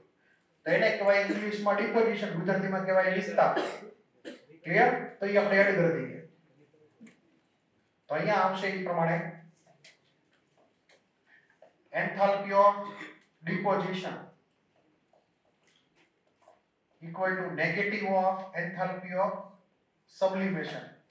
Sublimation નો શોર્ટ ફોર્મ SUD સમજવાનું.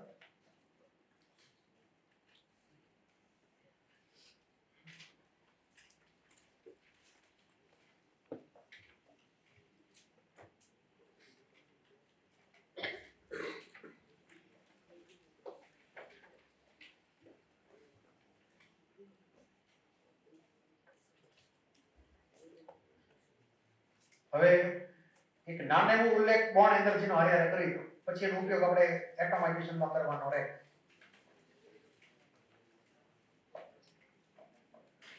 ધારો કે આ H2 ગેસ છે. H2 ગેસની અંદર H અને H નો સિંગલ બોન્ડ છે. કેટલો? સિંગલ બોન્ડ છે. તો મારે ઈ H2 ગેસને હું એનર્જી આપું અમુક એમાઉન્ટ અને HH નો બોન્ડ બ્રેક કરી નાખો તો મને બે ઇન્ડિપેન્ડન્ટ ગેસિયસ હાઇડ્રોજન એટમ મળે, બે અલગ અલગ. એટલે મેં શું કર્યું, મેં અહીંયા 1 મોલ બોન્ડ, કેટલા bond? 1 mall bond. 1 mall H2 માં 1 મોલ HH બોન્ડ હોય. એટલે મારું ટાર્ગેટ 1 મોલ બોન્ડ બ્રેક કરવાનું હતું. 1 મોલ બોન્ડ. મોલેક્યુલ ભલે ગમે એટલા મોલ હોય પણ બોન્ડ કેટલા બ્રેક કરવાના છે? 1 મોલ. તો 1 મોલ બોન્ડ બ્રેક કરવાની વેલ્યુ બરાબર છે. તો અહીંયા 1 મોલ HH બોન્ડ ઈ બ્રેક કરવા હોય મારે ગેસ ફેઝમાં, અને ગેસ ફેઝમાં જ લઈ જવાના હોય. કેમાં લઈ જવાના હોય? ગેસમાંથી ગેસમાં જ, સોલિડ નહીં, લિક્વિડ નહીં. બોન્ડનું બ્રેકિંગ કેમાં કરવાનું? ગેસ ફેઝમાં જ કરવાનું છે. નહીં કે સોલિડ ફેઝ, નહીં કે લિક્વિડ ફેઝ. તો ગેસ ટુ ગેસ જ જશે. તો ઈ એનર્જીને હું નામ પાડીશ બોન્ડ એન્થાલ્પી. અને હું નામ પાડીશું બોન્ડ એન્થાલ્પી અથવા સિમ્પલી બોન્ડ એનર્જી. એનું શોર્ટ ફોર્મ વાપરશું B dot E dot. Bond enthalpy કયો કે બોન્ડ એનર્જી કયો. પછી એવી જ રીતે માની લો કે આપણી આગળ O2 છે.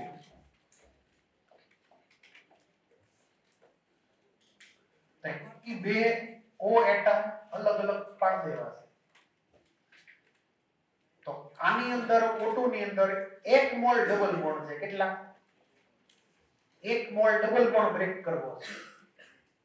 એમાં સિંગલ પછી નહીં લેવાના પાછા, કેમ કે કનેક્ટેડ છે ડબલ બોન્ડ, એટલે ડબલ બોન્ડ જ કાઉન્ટ કરવાનો. તો 1 મોલ ડબલ બોન્ડ મારે બ્રેક કરવો હોય,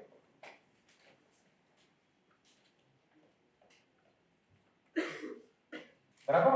1 મોલ ડબલ બોન્ડ બ્રેક કરવો હોય તો એની જે એનર્જી હોય એને પણ હું જ નામ પાડીશ બોન્ડ એન્થાલ્પી અથવા તો bond energy. In short B dot E dot. આની અંદર તમારે યાદ રાખવાનું કે કમ્પલસરી ફિઝિકલ સ્ટેટ બરી બાજુ ગેસ હોવું જરૂરી છે. આટલી બેઝિક ઇન્ફોર્મેશન તમે ખ્યાલ રાખો તો તમને હવે એટોમાઇઝેશન વાળો ટોપિક ક્લિયર થશે.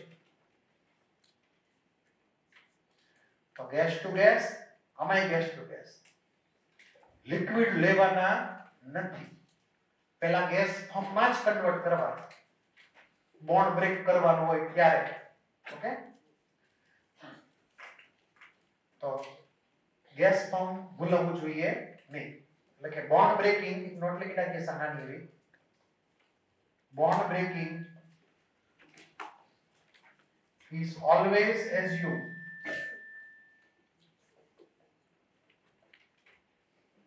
in gas phase. તો જ્યારે પણ બોન્ડ બ્રેક કરવાની વાત આવે તો ડિફોલ્ટ તમારે બંને બાજુ ગેસ ફેઝ હોવું જરૂરી છે.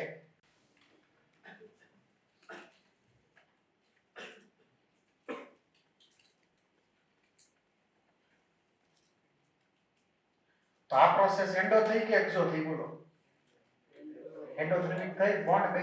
બોન્ડ બ્રેકિંગ મફતમાં બ્રેક થવાનું છે નહીં. એનર્જી આપશો તો જ બોન્ડ બ્રેક થશે, એની મેળે બ્રેક નહીં થાય. તો આ પ્રોસેસ એટલે કે આ એન્થાલ્પી ડિફોલ્ટ પોઝિટિવ થઈ. એટલે તમને ક્લિયર હોવું જોઈએ કે કઈ એન્થાલ્પી ડિફોલ્ટ પોઝિટિવ અથવા કઈ ડિફોલ્ટ નેગેટિવ ને કેમાં પ્લસ માઈનસ ગમે હોય કે એવા તમને એમસીક્યુ એક્ઝામમાં પૂછાય છે. બોલો. કોને temperature? Freezing point, melting point તો બધું ફ્રીઝિંગ પોઈન્ટ વેલ્યુ બેની હરકી જ હોય.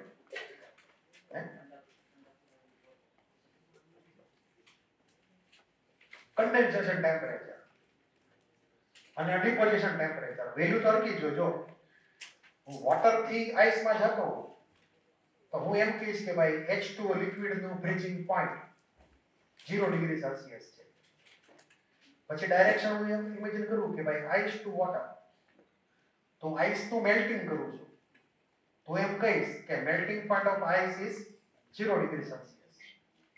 ડાયરેક્શન પ્રમાણે નામ પડે. ઓકે, વેલ્યુ તો એની જ રહે. કોઈને કઈ ડાઉટ હોય બોલી જાઓ. છે કોઈને કઈ ડાઉટ? હવે આપણે વાત કરીએ એન્થાલ્પી ઓફ એટોમાઇઝેશન, સૌથી વધારે કોમ્પ્લિકેટેડ કેસ. બરાબર? અને એમાં ભલભલા સાહેબો પણ મિસ્ટેક કરે છે. ક્લિયર એટલું? એટોમાઇઝેશનમાં મિસ્ટેક થવાના ચાન્સ વધારે વધારે. ક્લિયર નો ઇન્ડિયા. અને એમાં સૌથી વધારે આમથી આમ હેરાફેરી કરવી હોય તો ક્લિયર એટલું? તો આપણે વન બાય વન પેલા એક્ઝામ્પલ થી સમજીએ શું છે એન્થાલ્પી ઓફ એટોમાઇઝેશન. ક્લિયર એટલું? તમને મોડ્યુલમાં તો એ લખીને આપેલી જ છે આવી રીતે, પણ એમાં કેસ બહુ ઓછા આપેલા છે એટલે તમને એમાં લોજિક ક્લિયર થશે નહીં. ટોપિક આપણો આ એન્થાલ્પી ઓફ એટોમાઇઝેશન. એટલું ક્લિયર છે? હવે એમાં એક્ઝામ્પલ આપણે થોડાક લઈશું 6 7 8 જેવા આવડે એવા. એમાં તમારે લોજિક ક્લિયર કરવાનું ગમે. આપણે હવે કેસ લેતા જઈએ વન બાય વન.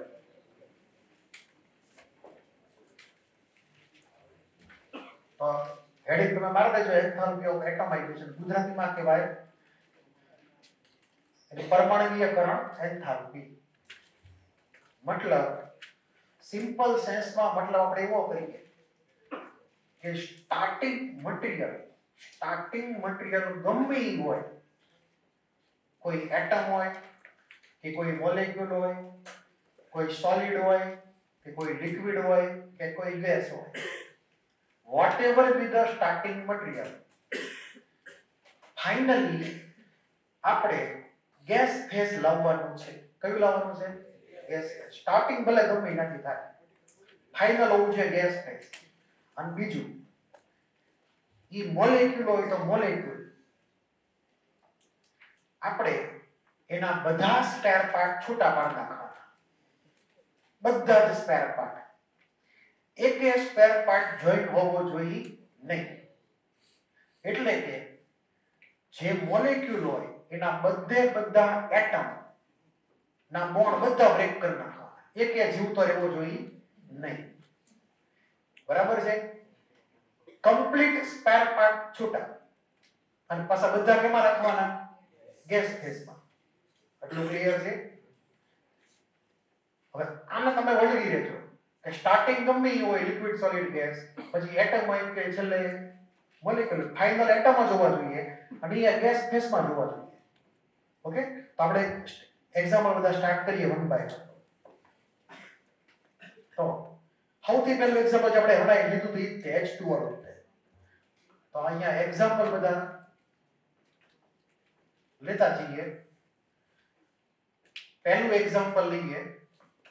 H2 મેં ગેસ ફોર્મમાં લીધો. બરાબર? નોર્મલી H2 ગેસમાં જ હોય. એનું બોઇલિંગ પોઈન્ટ 20 કેલ્વિન છે. તો આપણે શું કરવાનું છે? એના બધા જ એટમ અલગ કરી દેવાના છે. ઓકે, તો રિએક્શન થાય તો શું થાય બોલો? કઈ બેલેન્સિંગ આવે? 2H એટમ ગેસ ફેઝમાં. તો આ દરમિયાન આ જે રિએક્શન જે કરી એમાં મેં H2 નો મોલેક્યુલ હતો ગેસ ફેઝમાં, એના બધા સ્પેર પાર્ટ છૂટા પાડી નાખ્યા અને એટમના ફોર્મમાં લઈ આવ્યો એટલે ગેસ ફેઝમાં. તો આની માટેની જે એનર્જી હોય એને શું કહેવાય? એન્થાલ્પી ઓફ એટોમાઇઝેશન, પરમાણુકીયકરણ એન્થાલ્પી.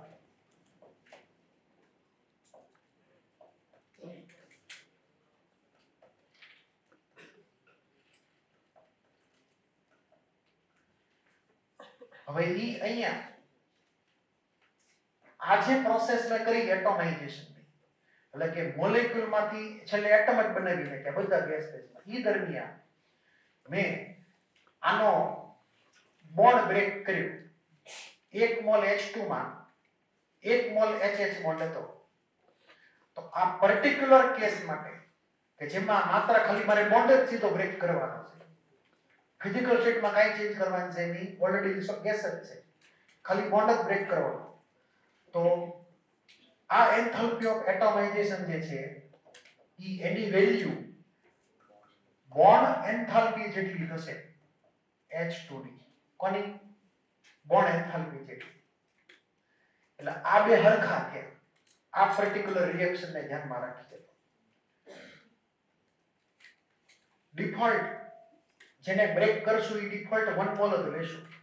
એટલે આ આઈટમ પહેલી વેલ્યુ આઈટમ ડિફોલ્ટ 1 મોલ તમારે માની લેવાની. બીજી આઈટમ એટલે બીજી રિએક્શન તો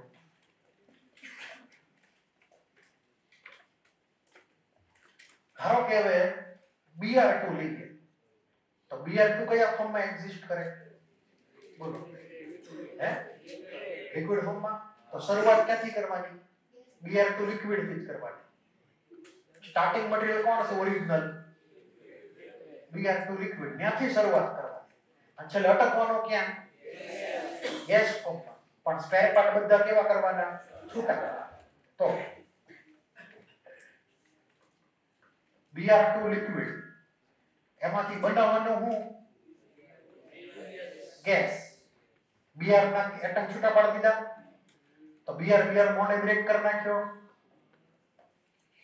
એટલું ક્લિયર છે? તો આ Br2 લિક્વિડ માંથી શું બની ગયું? Br ગેસ બની ગયો ને એટમ બધા છૂટા થઈ ગયા. સ્પેર પાર્ટ બધા છૂટા ને ગેસ ફોર્મ આવી ગયું, એટમ ફોર્મ આવી ગયું. હવે આ જે પ્રોસેસ છે એને હું બે સ્ટેજમાં ડિવાઈડ કરું. બે સ્ટેજની અંદર આને આખી રિએક્શન પહેલા Br2 લિક્વિડ નું કરું વેપોરાઇઝેશન Br2 ગેસમાં, અને ત્યારબાદ હું Br નો બોન્ડ બ્રેક કરું.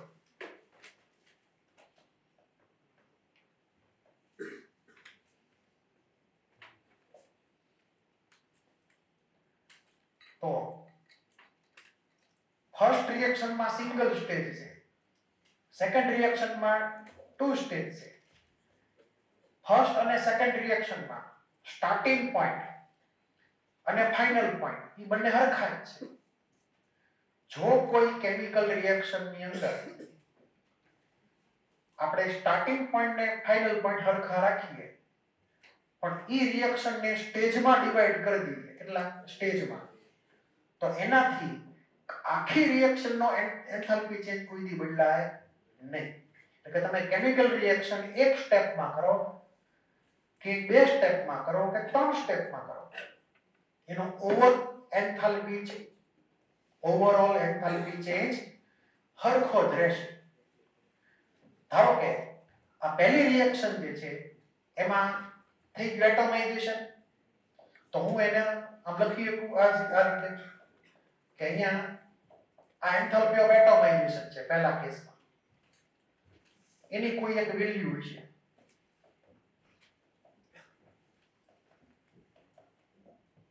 હવે આને હું 2 સ્ટેપમાં ઇમેજિન કરું જેમ લખી છે એ પ્રમાણે.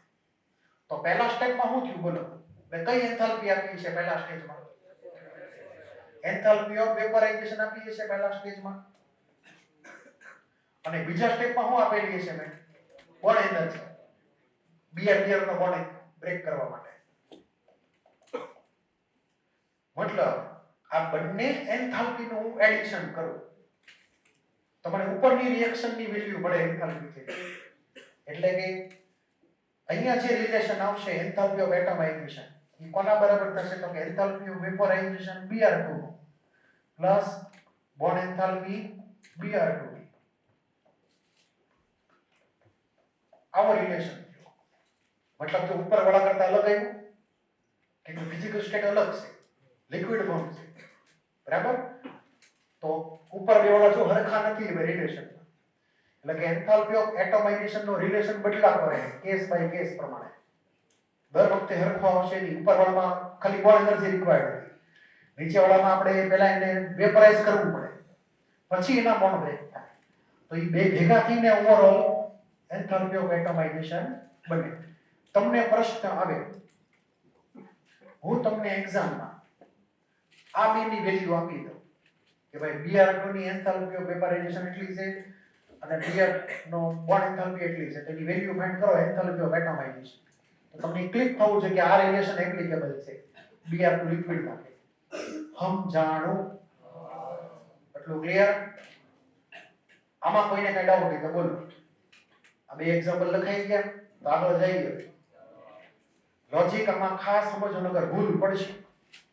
નેક્સ્ટ, હવે આવશે થર્ડ રિએક્શન.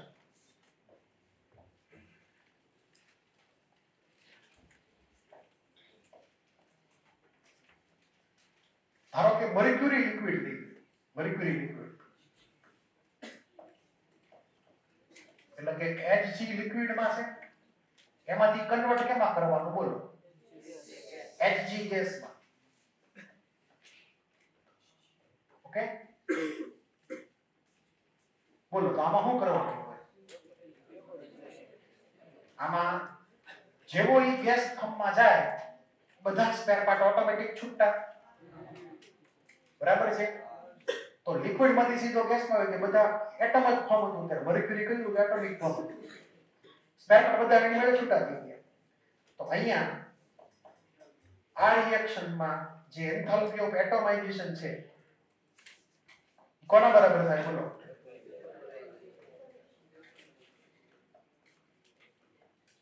એ થશે એન્થાલ્પી ઓફ વેપોરાઇઝેશન જેટલું મર્ક્યુરી માટે. આમાં કઈ આપણે કોઈના બોન્ડ બ્રેક થયા નથી. અહમ જાણવું હવે આ ક્લિયર એટલું. હવે લઈએ સોડિયમ સોલિડ.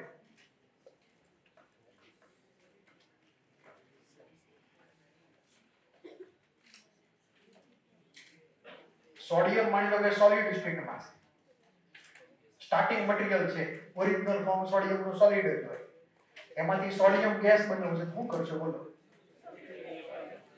સબ્લિમેશન આવે. આ સબ્લિમેશન કહેવાય ને. પણ આને હું બે સ્ટેજમાં ડિવાઈડ કરી શકું. તો Na સોલિડ માંથી પહેલા Na લિક્વિડ મળે અને પછી એમાંથી શું મળે તો કે Na ગેસ. તો આ તમને જો ક્લિક થતું હોય તો સોલિડ ટુ ગેસ એટલે સબ્લિમેશન છે. અને જો તમે એને બે સ્ટેજમાં ડિવાઈડ કરો તો પહેલા સ્ટેજમાં મેલ્ટિંગ થયું એટલે એન્થાલ્પી ઓફ ફ્યુઝન થઈ ગયું, અને બીજા સ્ટેજમાં લિક્વિડ ટુ ગેસ એટલે વેપોરાઇઝેશન થયું. હવે રિલેશન લખીએ તો રિલેશનમાં પહેલા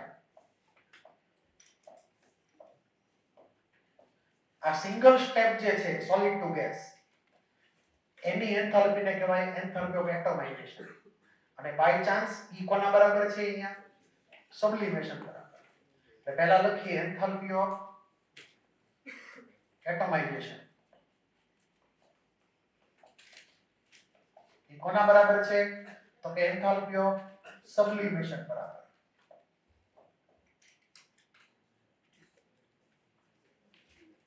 અને પાછું એન્થાલ્પી ઓફ સબ્લિમેશન કોના બરાબર છે તો કે ફ્યુઝન પ્લસ વેપોરાઇઝેશન.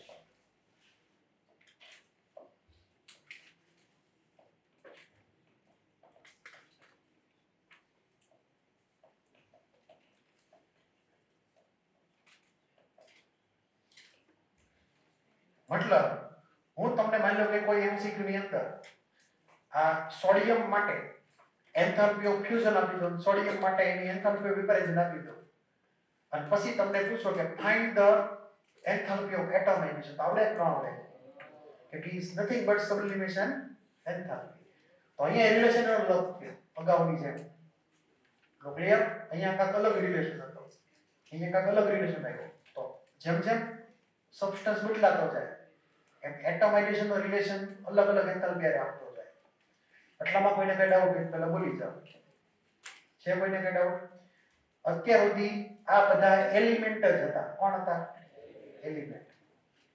કોઈ ને કોઈ ફોર્મેટમાં બીજા લિક્વિડ મર્ક્યુરી લિક્વિડ એવી રીતે બધા લીધા છે. આવું નવું કોઈ બીજું એલિમેન્ટ હોય સોલિડ ફોર્મમાં, ધારો કે મેગ્નેશિયમ સોલિડ, તો એમાં આ જ પ્રોસેસ. ક્લિયર એટલું? આપણે એલિમેન્ટની વાર્તા પૂરી કરી. એલિમેન્ટ ગેસ ફોર્મમાં પણ હોઈ શકે, એલિમેન્ટ પછી આવા સોલિડ કે લિક્વિડ ફોર્મમાં હોઈ શકે. ઇનર્ટ ગેસીસ જેટલા કેટલા ઇનર્ટ ગેસીસ, બરાબર, એનું ઓરિજિનલ ફોર્મ કયું છે? ગેસ. તો એ લોકોની કઈ એન્થાલ્પી ઓફ એટમાઇઝેશન હોય નહીં, નથી એ લોકોમાં બોન્ડ કે નથી એ લોકોનું ફિઝિકલ સ્ટેટ સોલિડ કે લિક્વિડ. એટલે ઇનર્ટ ગેસીસ માટે આપણે કઈ ડેટા એટમાઇઝેશન ના હોતા નથી. એટલું ક્લિયર બધાને? હવે આપણે મોલેક્યુલમાં જઈએ. આમાં કોઈને કઈ ડાઉટ હોય પહેલા બોલી જાઓ. એક હજી એલિમેન્ટ બાકી રહી ગયો, એ વાત કરતો તો કે ટિપિકલ છે. આપણે બે એલિમેન્ટ લેવાના છે, P4 ને SA. એક્ઝામમાં પૂછીએ કે આ બધા રિલેશન ને લગતા દાખલા પણ ક્રિએટ કરાવી શકાય કરવા હોય તો. આ કેટલા નંબરનું એક્ઝામ્પલ દીધું હોય? તો P4 સોલિડ એટલે કે વ્હાઇટ ફોસ્ફરસ મેં લીધો. P4 solid white phosphorus. તો આને કન્વર્ટ કેમાં કરવાનું છે બોલો? 4p ગેસમાં સીધું 4p ગેસ. P4 નો મોલેક્યુલ સ્ટાર્ટિંગમાં ભલે સોલિડ સ્ટેટમાં હોય, ફાઇનલી ગેસ ફેઝ લાવવાનો અને બધા સ્પેર પાર્ટ છૂટા, બધા ફોસ્ફરસ અલગ કરી નાખવાના, એટમિક ફોર્મમાં લઈ જવાના. હવે આ જે પ્રોસેસ જે છે એને હું ડિવાઇડ કરું મલ્ટી સ્ટેપની અંદર. તો પહેલી જે સ્ટેપ આવશે P4 સોલિડ માંથી P4 liquid, solid to liquid આપણે એપ્લાય કર્યું એનું ફ્યુઝન. પછી P4 લિક્વિડ માંથી P4 ગેસ બનાવ્યો.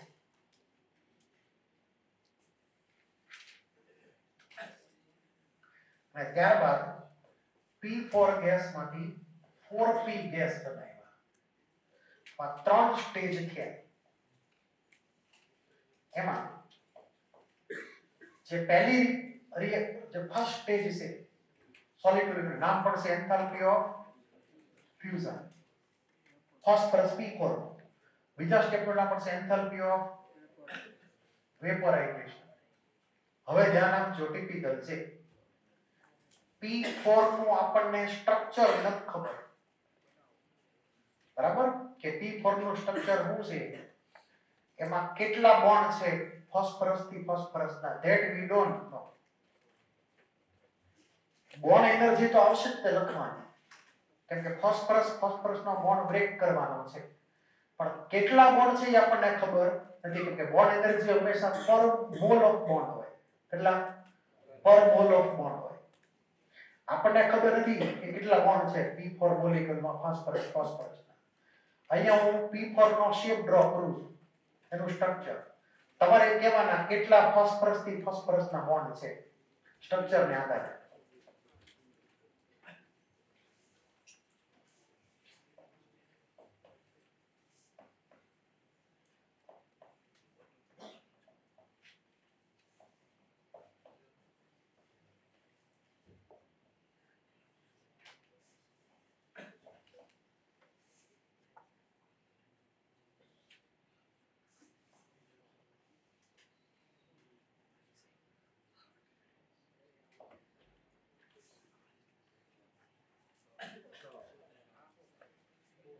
અહીંયા બધા જ એંગલ 60 ડિગ્રીના છે. એટલે કે નીચે ઇમેજિન કરો, આ ટ્રાયેંગલ છે, નીચે ઇક્વિલેટરલ ટ્રાયેંગલ, ત્રણ ફોસ્ફરસ, એનો એંગલ કેટલો એકબીજા 60 ડિગ્રી. ચારે ચાર ફોસ્ફરસ જે છે એમાંથી કોઈ એક ફોસ્ફરસ બીજા ત્રણ સાથે કનેક્ટેડ છે. ધારો કે ઉપલો ફોસ્ફરસ લ્યો તો નીચેના ટ્રાયેંગલના ત્રણ ફોસ્ફરસ ત્યારે કનેક્ટેડ છે. ક્લિયર? તો હવે કાઉન્ટ કરીને મને કહો કેટલા ફોસ્ફરસ થી ફોસ્ફરસના બોન્ડ છે? 6 બોન્ડ છે. આ ગ્રીન કલર વાળા કેટલા? 4. બ્લુ વાળો એક, અને પછી યલો ટાઈપનો એક. એટલે કેટલા બોન્ડ થઈ ગયા 6. તો P4 મોલેક્યુલમાં મારે 6 P' બોન્ડ બ્રેક કરવાના રહે. એટલે કે હું 1 મોલ P4 લઉં, કેટલા 1 મોલ, તો મારે 6 મોલ બોન્ડ બ્રેક કરવાના રહે. એટલે મારે જે અહીંયા એનર્જી આપવી પડશે એ 6 ટાઈમ્સ 6 ગણી 6 times bond energy of P'. અહીંયા 6 લખેલો છે, ઇન્ટિજર ટાઈપનો ક્વેશ્ચન થઈ ગયો છે. તમને અહીંયા મિસિંગ ટર્મ પૂછે કે આ વેલ્યુ કેટલી હશે, તો આન્સર 6, ઇન્ટિજર ટાઈપનો ક્વેશ્ચન. હવે રિલેશન લખીએ. આપણે જે ફર્સ્ટ રિએક્શન કરી હતી સિંગલ સ્ટેપમાં, એની ઓવરઓલ એન્થાલ્પીનું નામ શું પડે? Enthalpy of atomization. એને આપણે 3 સ્ટેપમાં ડિવાઈડ કરી દીધું. તો હવે P4 માટેનો રિલેશન એન્થાલ્પી ઓફ એટમાઇઝેશન.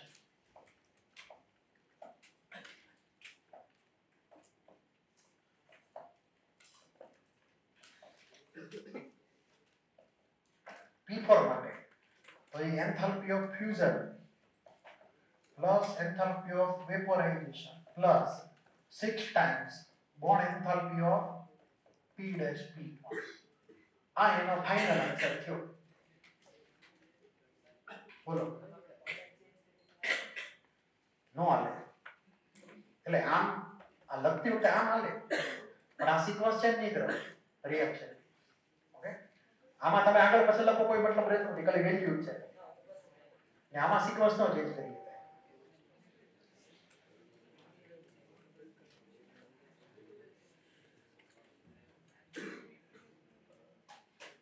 તો આમાં કોઈને કઈ ડાઉટ હોય બોલી જાઓ. આ નંબર તમારે યાદ રાખવાના. બીજું કે P4 મોલેક્યુલમાં મને કહો 60 ડિગ્રીના એંગલ કેટલા? ઇન્ટિજર ટાઈપનો question. Number of 60 degree angle.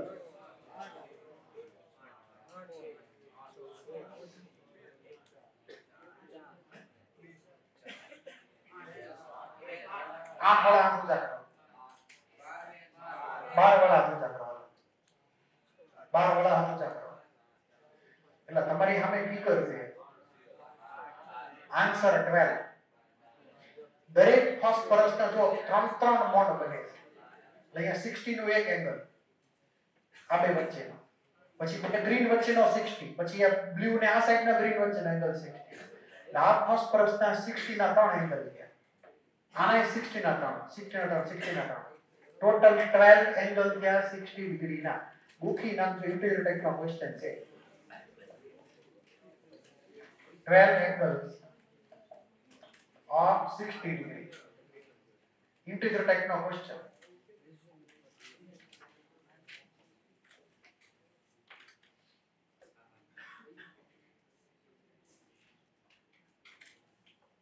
હવે હું તમને એક હોમવર્ક આપી દઉં છું, નામ લેવું સલ્ફર એસિડ. તમને એનું સ્ટ્રક્ચર ડ્રો કરી દો, બાકી તમારે આવું જાતે વર્કઆઉટ કરવાનું. ઓકે, લખાઈ ગયું બધાને? એક્ઝામમાં તમને રિલેશન પૂછી શકાય, કયો રિલેશન સાચો. હવે એસિડ નું સલ્ફર ડ્રોપ સ્ટ્રક્ચર છે. સલ્ફર છે એ ઓક્ટા એટમિક છે, સલ્ફર નો મોલેક્યુલ. તો એમાં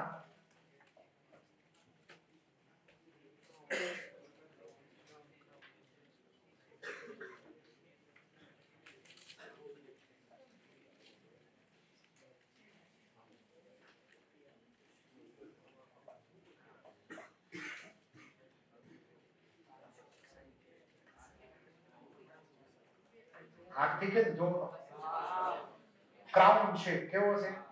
ક્રાઉન શેપ.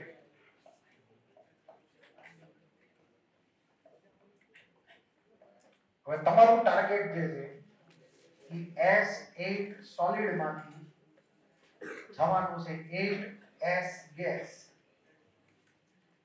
તો તમારે એન્થાલ્પી ઓફ એટમાઇઝેશન નો રિલેશન બાકી બધાને વર્કઆઉટ કરવાનો. આમાં બોન્ડ ગણી લેવાના કેટલા કેટલા છે એ પ્રમાણે એક મોલેક્યુલ ની અંદર. તો તમને એ પ્રમાણે આન્સર આવી જાય.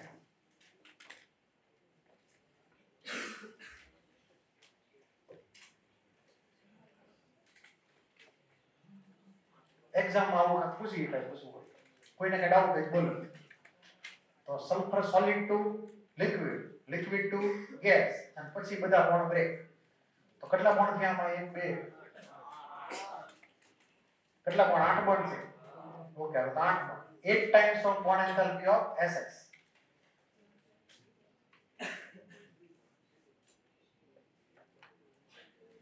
કોઈને કઈ ડાઉટ હોય તો બોલી જાઓ. છે કોઈને કઈ ડાઉટ? તો આની વાર્તા આપણી પૂરી. હવે મોલેક્યુલ લીધે.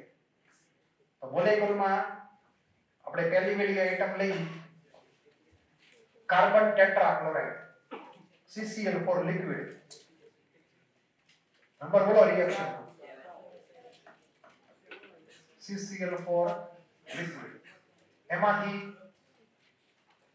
આપણે બધા સ્પેર પાર્ટ છૂટા કરી નાખવાના. કાર્બન અલગ, ક્લોરીન અલગ, બધા ગેસ. તો અહીંયા કાર્બન ગેસ, 4Cl ગેસ.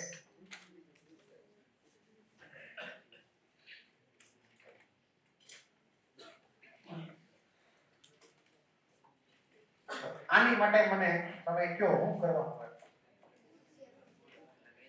પહેલા લિક્વિડ ટુ ગેસ માં જવાનું, મોલેક્યુલ નો મોલેક્યુલ જ રહેવા દેવાનો, અને પછી ગેસ ફોર્મમાં બોન્ડ બ્રેક થાય. બરાબર? તો ડાયરેક્ટ રિલેશન લખીએ કઈ આવી રીતે.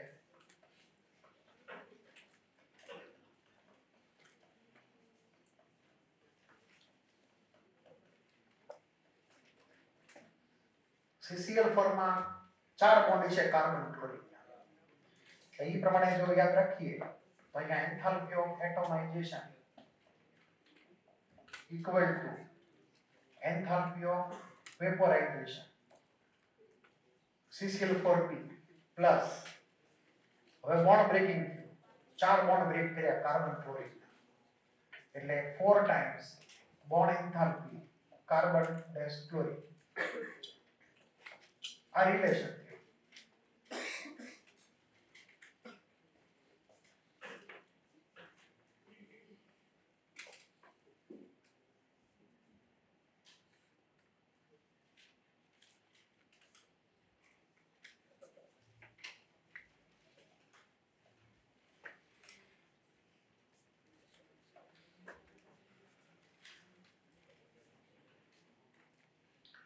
તો એટલા એના એક્ઝામ્પલ પૂરતા છે.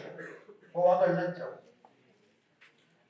લોજિક ક્લિયર ને? શું કરવાનું એટલે તમને આ બધી રિલેશન્સ બદલાતા રહેશે કેસ બાય કેસ પ્રમાણે. કોઈ ફિક્સ રિલેશન આવશે નહીં. તો એન્થાલ્પી ઓફ એટોમાઇઝેશન થી ઘણા બધા અલગ અલગ ફોર્મમાં તમને ભટકાશે આગળ જતા. કોઈને કઈ ડાઉટ હોય બોલી જાઓ. તમારે મોડ્યુલમાં જે કન્ટેન્ટ લખ્યું છે એ વાંચવાનું એ પ્રમાણે. કોઈને કઈ ડાઉટ?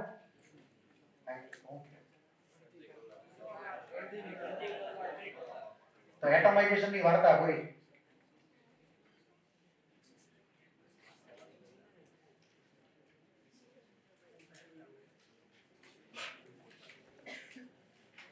હવે આની વાત કરવી.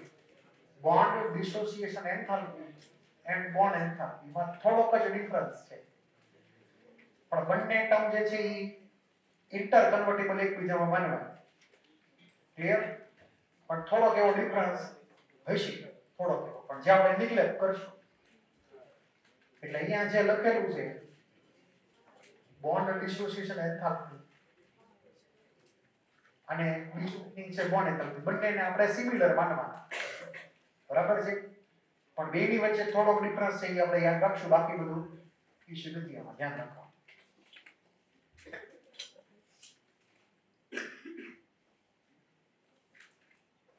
તો ધ્યાન આપજો. કેટલાક આપણે એક્ઝામ્પલ લઈએ આની માટે.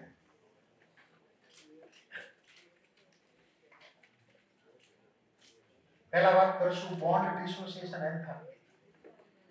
એવા કોઈ મોલેક્યુલ હોય જેમાં એક જ ટાઈપના બધા એટમ આવેલા હોય. એક જ ટાઈપના એટમ. ધારો કે H2 ગેસ. તો એમાં જે છે બંને એટમ H જ છે અને બોન્ડમાં બંને એટમ એક જ ટાઈપના છે H. તો ઈ પર્ટિક્યુલર જે મોલેક્યુલ હોય એને બ્રેક કરવાનો એના એટમમાં. તો જે આપણે બોન્ડ બ્રેક કરવા માટે જે એનર્જી આપીએ એનું આપણે નામ પાડશું બોન્ડ ડિસોસિએશન એન્થાલ્પી. શું કહેશું એને? બોન્ડ ડિસોસિએશન એન્થાલ્પી ક્યારે? તો કે જો એટમ બધા હરખા જ હોય, H2 Cl2 N2 P4 gas S8 gas, હરખા જ બોન્ડ છે બધા. તો એવા કેસમાં બોન્ડ એન્થાલ્પી નું નામ શું પડશે? Bond dissociation enthalpy. એટલું ક્લિયર છે?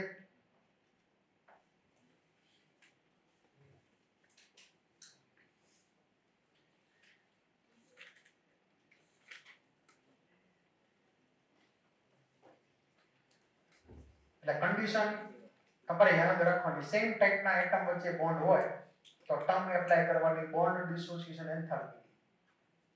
પણ માની લ્યો કે એક કરતા વધારે ટાઈપના એટમ વચ્ચે બોન્ડ છે, તો આપણે એનો કેસ લઈએ.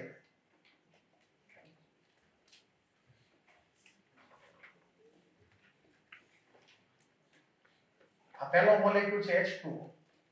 તો H2O ની અંદર જે બોન્ડ છે એ કયા બોન્ડ છે? બે OH બોન્ડ છે, અને ઈ બોન્ડ જે છે એમાં સેમ ટાઈપના એટમ ઇન્વોલ્વ નથી.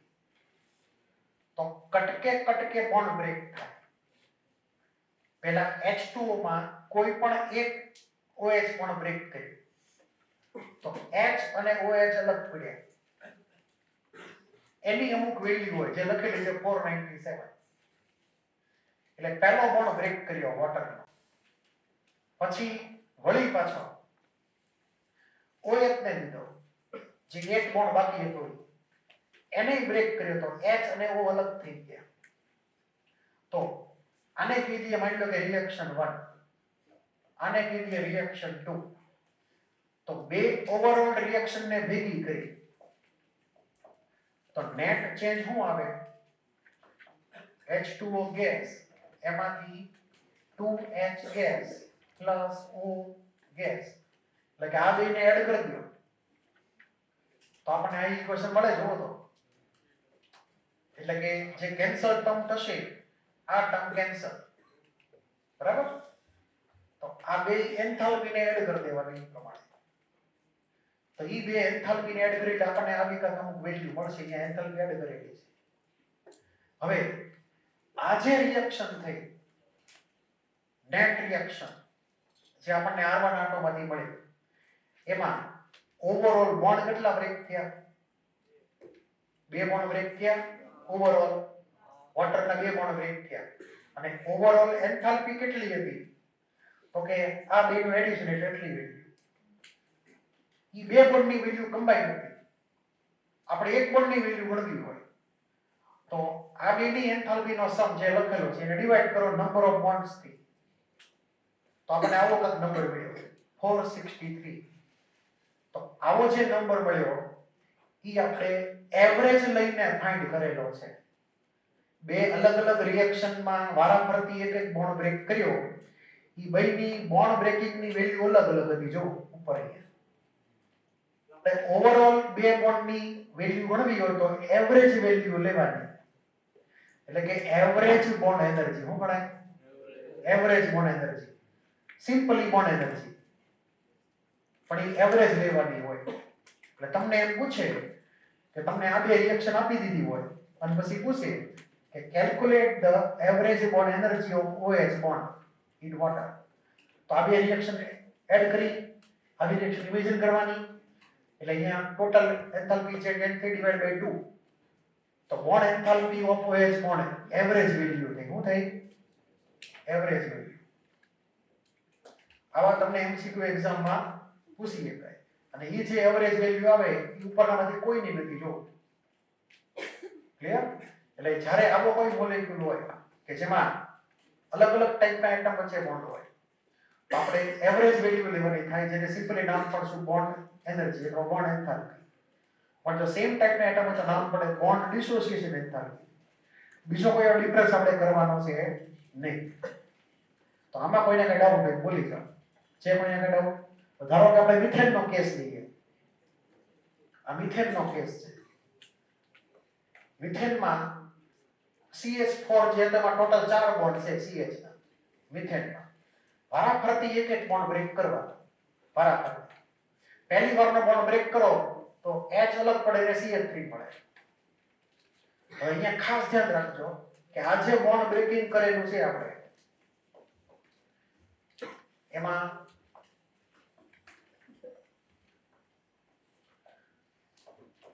આ CH બોન્ડ જે હતો એમાં ટોટલ 2 ઇલેક્ટ્રોન હતા, બેના એક એક. ધારો કે ડોટ વાળો ઇલેક્ટ્રોન નો કાર્બન નો માનો અને ક્રોસ વાળો ઇલેક્ટ્રોન નો H નો માનો. પહેલા બોન્ડ બન્યો તો ઇલેક્ટ્રોન ના શેરિંગ થી બોન્ડ બનેલો હતો. તો જ્યારે બોન્ડ બ્રેક થશે ત્યારે બે એટમ પોતપોતાનો જે ઇલેક્ટ્રોન શેરિંગ મળતો એ લઈને વ્યા જાય. બે ભાગીદાર છૂટા પડશે પોતપોતાનો જે હિસ્સો હોય એ લઈને. એટલે કે ધારો કે આ ઇલેક્ટ્રોન વયો ગયો H બાજુ, આવી રીતે એરો આવે અને અહીંયા આ ઇલેક્ટ્રોન ગયો કાર્બન બાજુ, એરો એક જ સાઈડ છે દેખાય છે. આને કહેવાય ફિશ હુક એરો. શું કહેવાય ને? Fish hook arrow. જે આપણે ખાલી વાપરવાનો ક્યારે જ્યારે એક એક ઇલેક્ટ્રોન આપવાનો હોય ત્યારે. એટલે અહીંયા જો અહીંયા દેખાય ને આમ એક જ સાઈડ મેં કરેલું છે, બે સાઈડ નથી કરેલું. એટલે આવી રીતે નથી કરેલું, આ એક જ સાઈડ છે, આમાં એક જ સાઈડ છે. તો આ બે ઇલેક્ટ્રોન બેને એક એક મળી ગયા. તો આ જે પ્રોસેસ હોય બોન્ડ બ્રેકિંગ એ તમે હોમોલિસિસ કીધેલું હશે. શું કીધું છે? હોમોલિસિસ. જેટલા ડેટા બોન્ડ એનર્જીના આ ચેપ્ટરમાં આવશે ડિફોલ્ટ બધા જ ડેટા હોમોલિસિસના છે. સમવિભાજન, બંધના ઇલેક્ટ્રોન બેને એક એક આપી દેવાના બોન્ડના ઇલેક્ટ્રોન. પ્લસ કે માઈનસ બનાવવાના નહીં, કોઈ આયન બનાવવાના નથી. ક્લિયર? ધ્યાન રાખજો. તો અહીંયા બધા બોન્ડ ફોર્મેશન જે છે ઈ હોમોલિસિસ છે, સમવિભાજન છે દરેકમાં. વારાફરતી બધા બોન્ડ બ્રેક કરતા ગયા. આ બધી વેલ્યુ આપણને અલગ અલગ મળી દરેક તબક્કે. આ ચારે ચારને એડ કરી દો એટલે આપણને મળે આ final equation. CH4 gas plus gives C gas plus 4H gas. આ ચારે ચાર એન્થાલ્પી તમારે એડ કરવી પડે. તો મને નેટ વેલ્યુ મળી 1665 કિલોજૂલ પર મોલ. નેટ વેલ્યુ ચારે ચાર. તો ચારે ચાર બોન્ડ બ્રેક કર્યા મિથેનના. એની કમ્બાઇન્ડ વેલ્યુ 1665 થઈ. તો 1 મોલ બોન્ડની કેટલી? તો 1 મોલ બોન્ડની વેલ્યુ જોતી હોય એટલે કે એવરેજ બોન્ડ એનર્જી CH. તો આને ડિવાઇડ કરવું પડે 4 થી. એટલે what we get average bond enthalpy of CH bond. Exam આવો પ્રશ્ન પૂછી શકાય કેલ્ક્યુલેટ કરવા માટે બોન્ડ એનર્જી.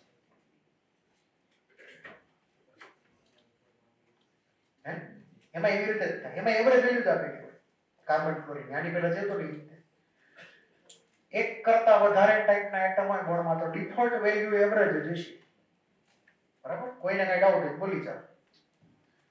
છે કોઈને કઈ ડાઉટ? તો તમને આને લગતા ન્યુમેરિકલ પૂછે તો આવડવા જોઈએ. બોલો.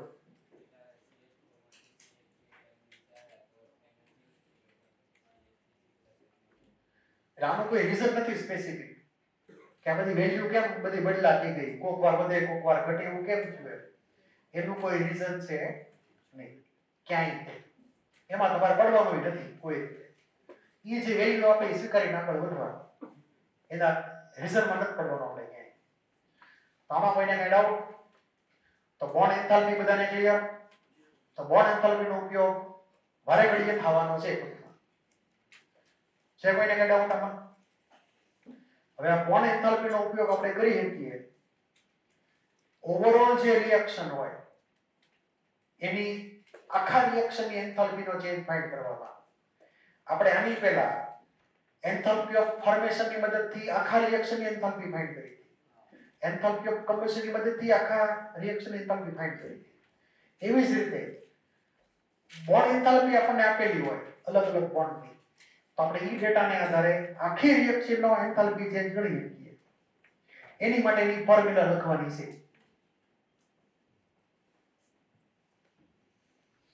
લખો.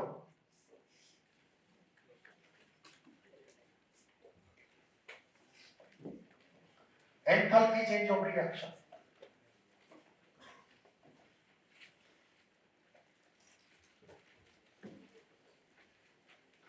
R मतलब रिएक्शन में enthalpy change equal to summation of bond enthalpy of reactant. Reactant ना જેટલા જેટલા બોન્ડ હોય એ બધાની બોન્ડ એન્થાલ્પી નો એડિશન કરી દેવાનો minus summation of bond enthalpy અથવા બોન્ડ એનર્જી ઓફ પ્રોડક્ટ.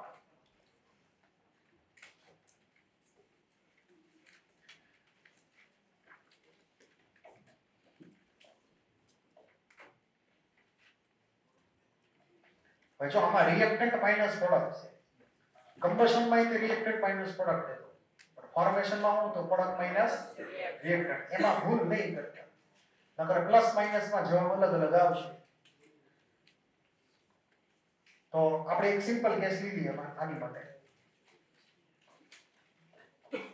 ધારો કે H2 gas plus Cl2 gas gives HCl 2HCl gas.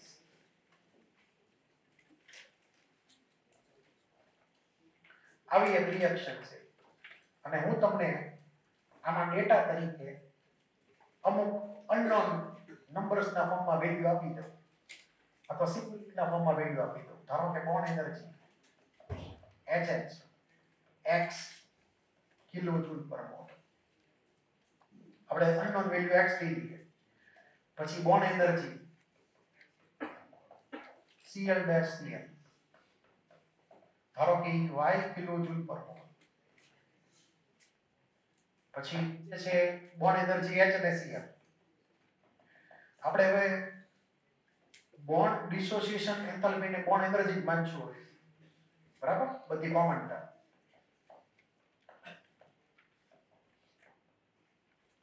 તો મેં આ ત્રણે ત્રણની વેલ્યુ x y z માની લીધી. હવે આની અંદર ક્વેશ્ચન એ છે ફાઇન્ડ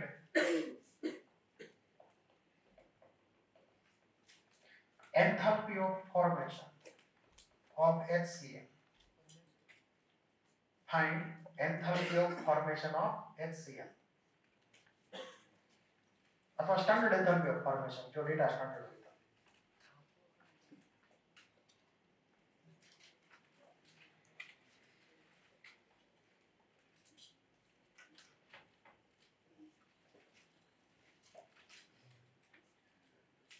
હવે પહેલા તો આ એન્થાલ્પી ઓફ ફોર્મેશન કોની માટે હોય? 1 મોલ માટે કે 2 મોલ માટે? 1 મોલ માટે તો 1 મોલ HCl બનાવવાનો છે. અહીંયા બન્યો કેટલો?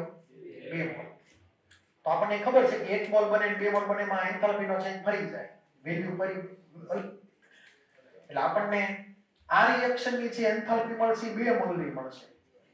1 મોલ ની જોતી શું કરવું પડે? અને 2 થી ડિવાઇડ કરવું પડે. એટલે આપણે એટલું તો ક્લિયર જ છે આપણને કે આ કેસમાં એન્થાલ્પી ઓફ ફોર્મેશન જે છે HCl એ આખી રિએક્શન નો જે એન્થાલ્પી ચેન્જ આવે એને ડિવાઇડ બાય 2 કરીને મળશે, બરાબર. એ આપણને યાદ રહેવું જોઈએ. હવે એન્થાલ્પી ઓફ રિએક્શન ફાઇન્ડ કરવાનું છે બોન્ડ એનર્જીના ડેટાને આધારે. તો એની માટે ઉપરની ફોર્મ્યુલા એપ્લાય કરવાની, રિએક્ટન્ટ માઈનસ પ્રોડક્ટ. તો રિએક્ટન્ટમાં H2 છે ને Cl2 છે. H2 માં 1 મોલ HH બોન્ડ બ્રેક કરવાનો, Cl2 માં 1 મોલ Cl બોન્ડ બ્રેક કરવાનો. આનો ખર્ચો x ને આનો ખર્ચો y. તો એ ખર્ચો સીધો એડ કરો x y. આગળ કોઈ બીજા મોલ સહગુણકો લખેલા નથી, કોએફિશિયન્ટ લખેલા નથી. લખેલા હોય તો ધ્યાનમાં લેવાના. તો આ જે ટર્મ થઈ ગઈ ટર્મ થઈ summation of bond enthalpy of reactant x y. એમાંથી જે પ્રોડક્ટ બનેલી હોય એની બોન્ડ એન્થાલ્પી માઈનસ કરવાની. એટલે અહીંયા માઈનસ પછી બ્રેકેટમાં અહીંયા નંબર કયો છે 2, તમારે આગળ 2 લખવા પડશે મલ્ટીપ્લિકેશનમાં. 2 ટાઈમ્સ ઓફ બોન્ડ એનર્જી કોની લેવાની? H અને Cl ની, જેની વેલ્યુ કેટલી છે? Z. તો અહીંયા Z. તો ફાઇનલ આન્સર જે થઈ ગયો x y 2z. આ તમારો ફાઇનલ આન્સર થઈ ગયો. વેલ્યુ આપેલી હોય x y z ને તો વેલ્યુ મૂકે સીધું ગણી શકાય. આ તો એન્થાલ્પી ઓફ રિએક્શન છે. ફોર્મેશન માટે પછી આને લીધું છે ડિવાઇડ બાય 2 કરવાનું. આ તો મેં જો એન્થાલ્પી છે તો રિએક્શન ફાઇન્ડ દેખાય છે. પછી હું એને ડિવાઇડ બાય 2 કરીશ તો મને એન્થાલ્પી ઓફ ફોર્મેશન મળશે. તો હવે જે આન્સર થયો એ પ્રમાણે x y 2z divide by 2 ઈ વેલ્યુ થઈ enthalpy of formation of HCl. સમજ પડી? આટલું ક્લિયર? તો આમાં કોઈને કઈ ડાઉટ હોય તો બોલી જાઓ. છે કોઈને કઈ ડાઉટ? તો બોન્ડ એનર્જીના આવા ડેટા આપણે એપ્લાય કરી શકીએ. હજી એક બીજી રિએક્શન લખી છે, બહુ અગત્યની છે. આટલું ક્લિયર તમને? લખો બીજી એક reaction એક્ઝામ્પલમાં. N2 plus 3H2 gives 2 ammonia. ધારો કે અહીંયા હું બોન્ડ એનર્જીનો તમને ડેટા આપી દઉં. N2 ની વેલ્યુ બોન્ડ એનર્જીની x લઈ લો.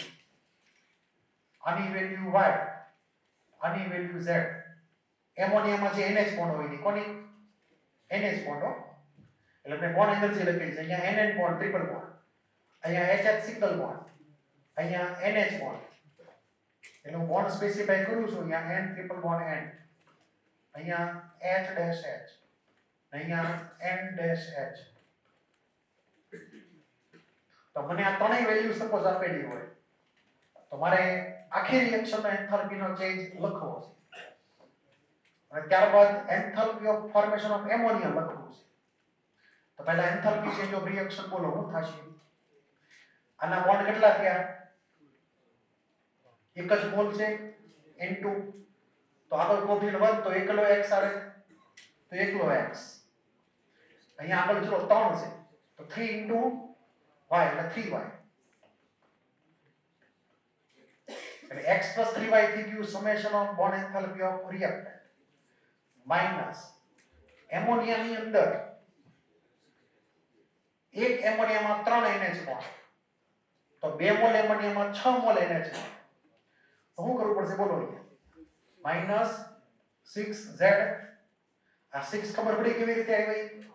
એમોનિયાનું સ્ટ્રક્ચર ખબર છે ને બધાને? 3 NH બોન્ડ હોય તો 2 મોલ એમોનિયામાં 6 મોલ NH બોન્ડ થાય તો 6 into z. આ એન્થાલ્પી ચેન્જ ઓફ રિએક્શન થઈ ગઈ. હવે એન્થાલ્પી ઓફ ફોર્મેશન ફાઇન્ડ કરવી છે એમોનિયા. અહીંયા 2 મોલ એમોનિયા બને છે તો આખી રિએક્શન જે મળી એન્થાલ્પી ચેન્જ નો ડિવાઇડ બાય 2 કરવું પડે. ફાઇનલ આન્સર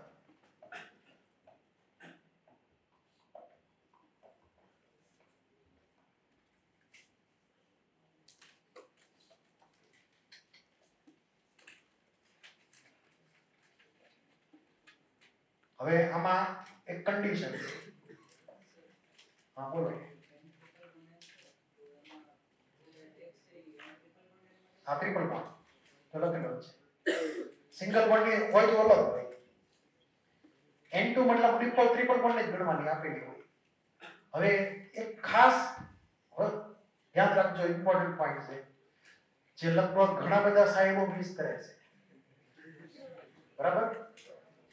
તમે આ બોન્ડ એનર્જી વાળી ફોર્મ્યુલા એન્થાલ્પી ચેન્જ ફાઇન્ડ કરવો એ રિએક્શન નો ઈ તો ને તો જ વાપરવાની જો બધા જ રિએક્ટન્ટ અને બધા જ પ્રોડક્ટ ગેસ ફોર્મમાં હોય.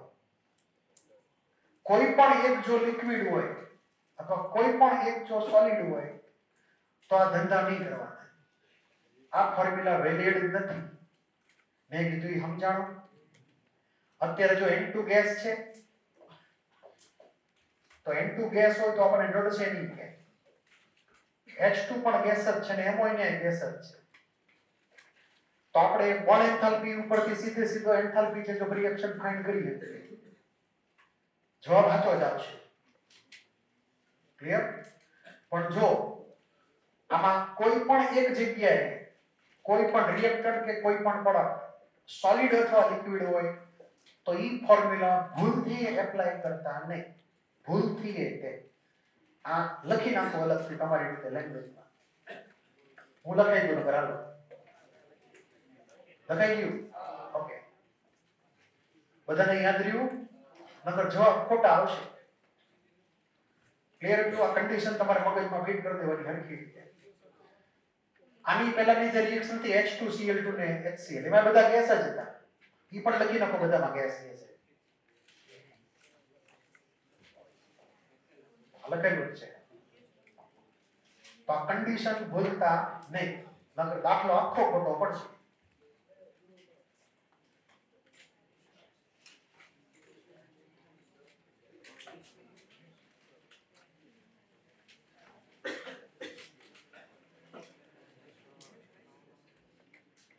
હવે આની એપ્લિકેશન લઈ લઈએ. તમે ભણી ગયા બોર્ન-હેબર સાયકલ, યાદ છે? આપણે NaCl માટે વર્કઆઉટ કર્યું હતું. NaCl માટે બોર્ન-હેબર સાયકલ વર્કઆઉટ કર્યું હતું.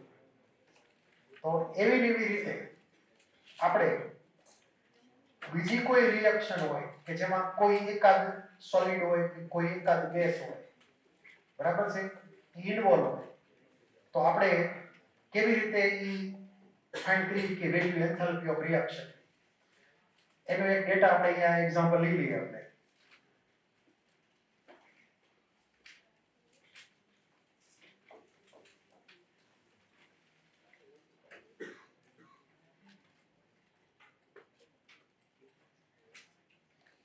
મેં તમને આવો ક્વેશ્ચન પહેલા કરાવેલો છે, તેનું ફોર્મેટ હું બદલી નાખું છું. બરાબર? ફોર્મેટ હું ચેન્જ કરું છું, ધ્યાન આપજો.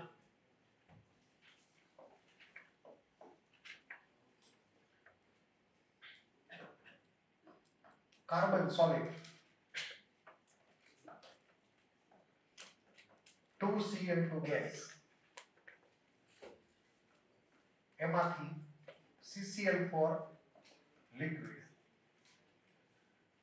જો તો બધા એના સ્ટાન્ડર્ડ ફોર્મમાં છે. કાર્બન વાળું ગ્રેફાઇટ સોલિડ, Cl2 ગેસ, અને એમાંથી બન્યું હું તો કે કાર્બન ટેટ્રાક્લોરાઇડ લિક્વિડ ફોર્મમાં. આ એનું સ્ટાન્ડર્ડ ફોર્મ છે. તો આ આખી રિએક્શનનો જે એન્થાલ્પી છે જશે એને શું કહેશું આપણે? Standard enthalpy of formation of CCl four gas. એટલું ક્લિયર થઈ ગયું?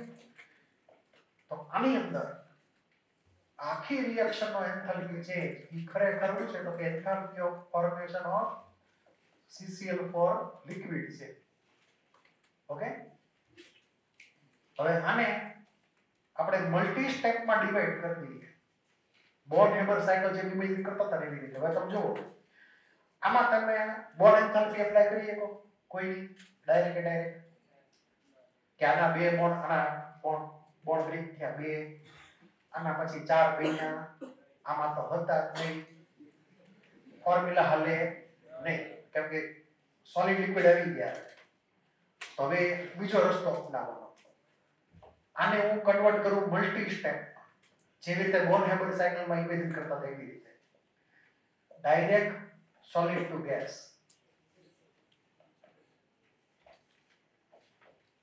કાર્બન ગેસ ફોર્મમાંથી આ રીતે Cl2 ગેસ ફોર્મ જ હતો, ખાલી સ્પેર પાર્ટ છૂટા પાડી નાખો.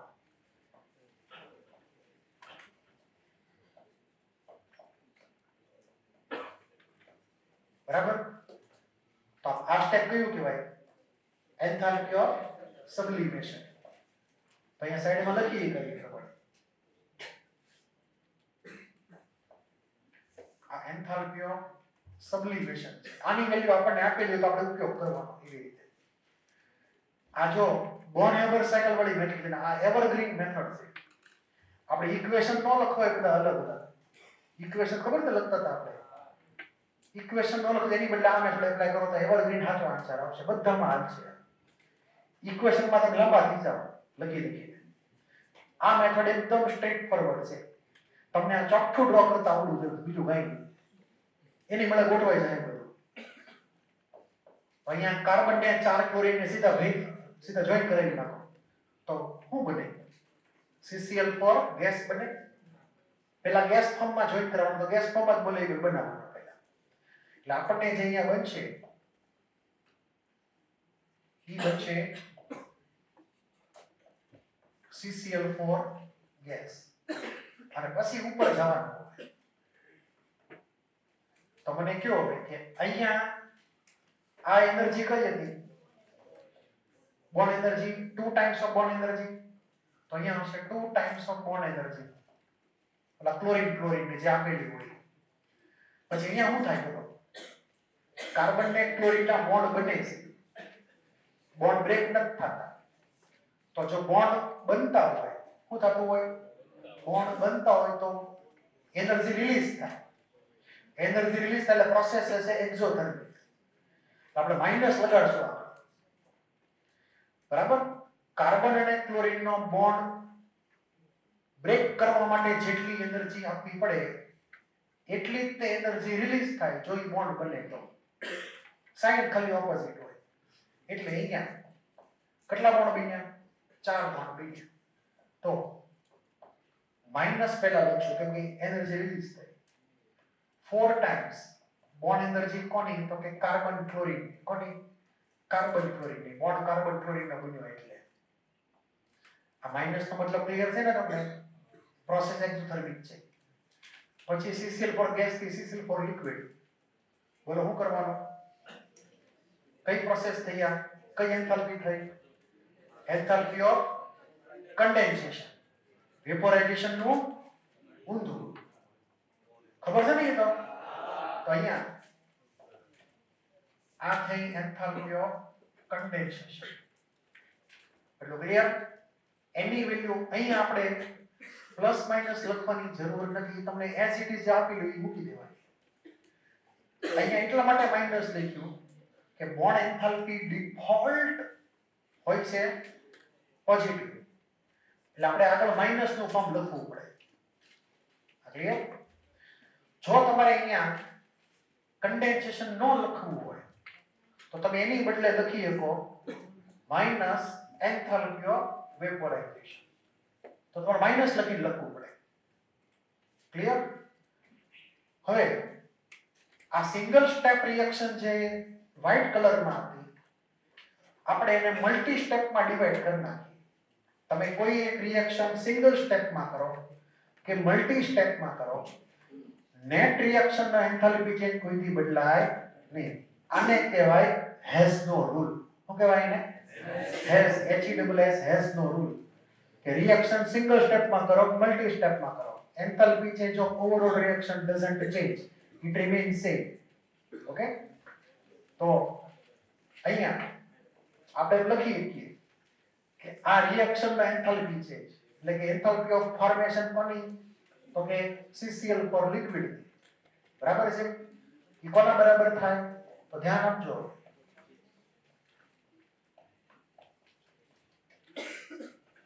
પહેલી કઈ એન્થાલ્પી હતી?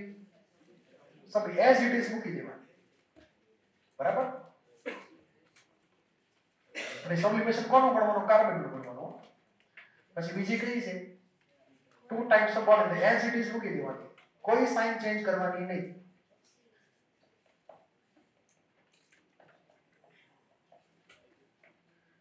અહીંયા માઈનસ હતો, એઝ ઇટ ઇઝ મૂકી દેવાનું. કોઈ સાઇન આપણે ચેન્જ નહીં કરી. એઝ ઇટ ઇઝ મૂકી દેશું. સાઇન ચેન્જ કરશો તો પ્રોબ્લેમ થશે. એટલે માઈનસ 4 ટાઈમ્સ બોન્ડ એન્થાલ્પી કોની? તો કે કાર્બન ક્લોરીન. હવે અહીંયા ઓપ્શન આવ્યો શું લખવું હોય.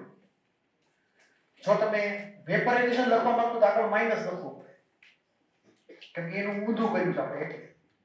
અને કન્ડિશન લખો તો એઝ ઇટ ઇઝ મૂકી દેવાનું. અત્યારે હું લખું છું વેપોરાઇઝેશન એટલે મારે માઈનસ લખવું પડશે.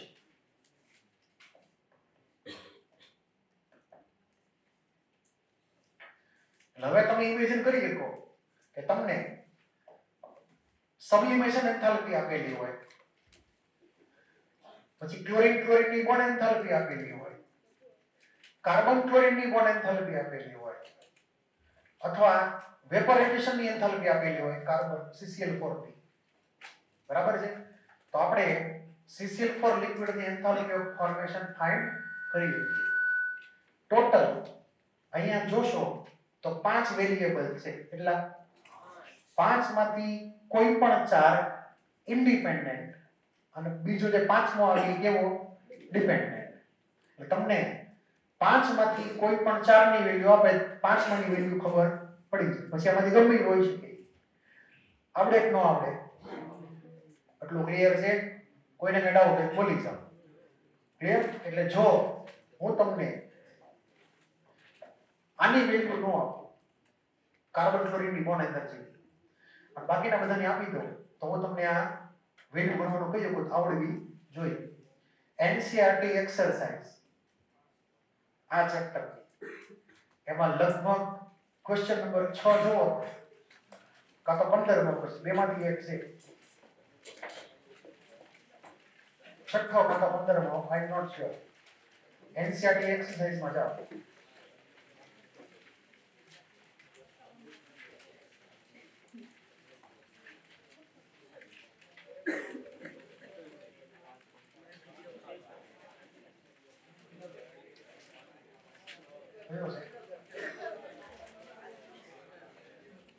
હા બસ 15મો ક્વેશ્ચન.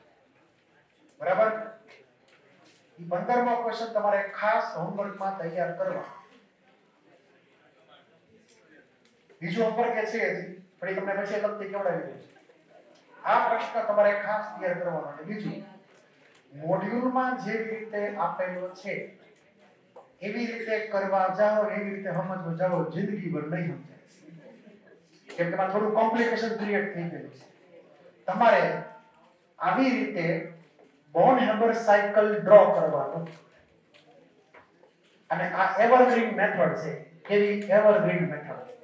કોઈ પણ કેસમાં તમને સાચો આન્સર આપશે. એટલે આવા કોઈ પણ કેસ હોય તમારે આવી રીતે એને કન્વર્ટ કરી શકાય. એટલું ક્લિયર? બીજું કે સાંભળો તો ધ્યાનથી એક મિનિટ.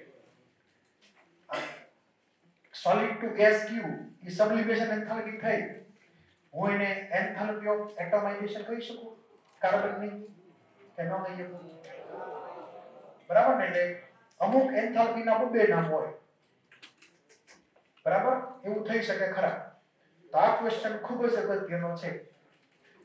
અહીંયા આપણે સ્ટોપ કરી બાકીનો હોમવર્ક તમને પછી અલગથી કેવડાવીશ. આવતીકાલે તમારા દાખલા સેટનો લેક્ચર આવશે. બરાબર છે? અને સિલેબસમાં તો 2 જ લેક્ચર છે. આપણે આ લેક્ચરનું કન્ટેન્ટ રીવર્ની ટેસ્ટમાં હશે. એ પેપર નીકળી ગયો છે.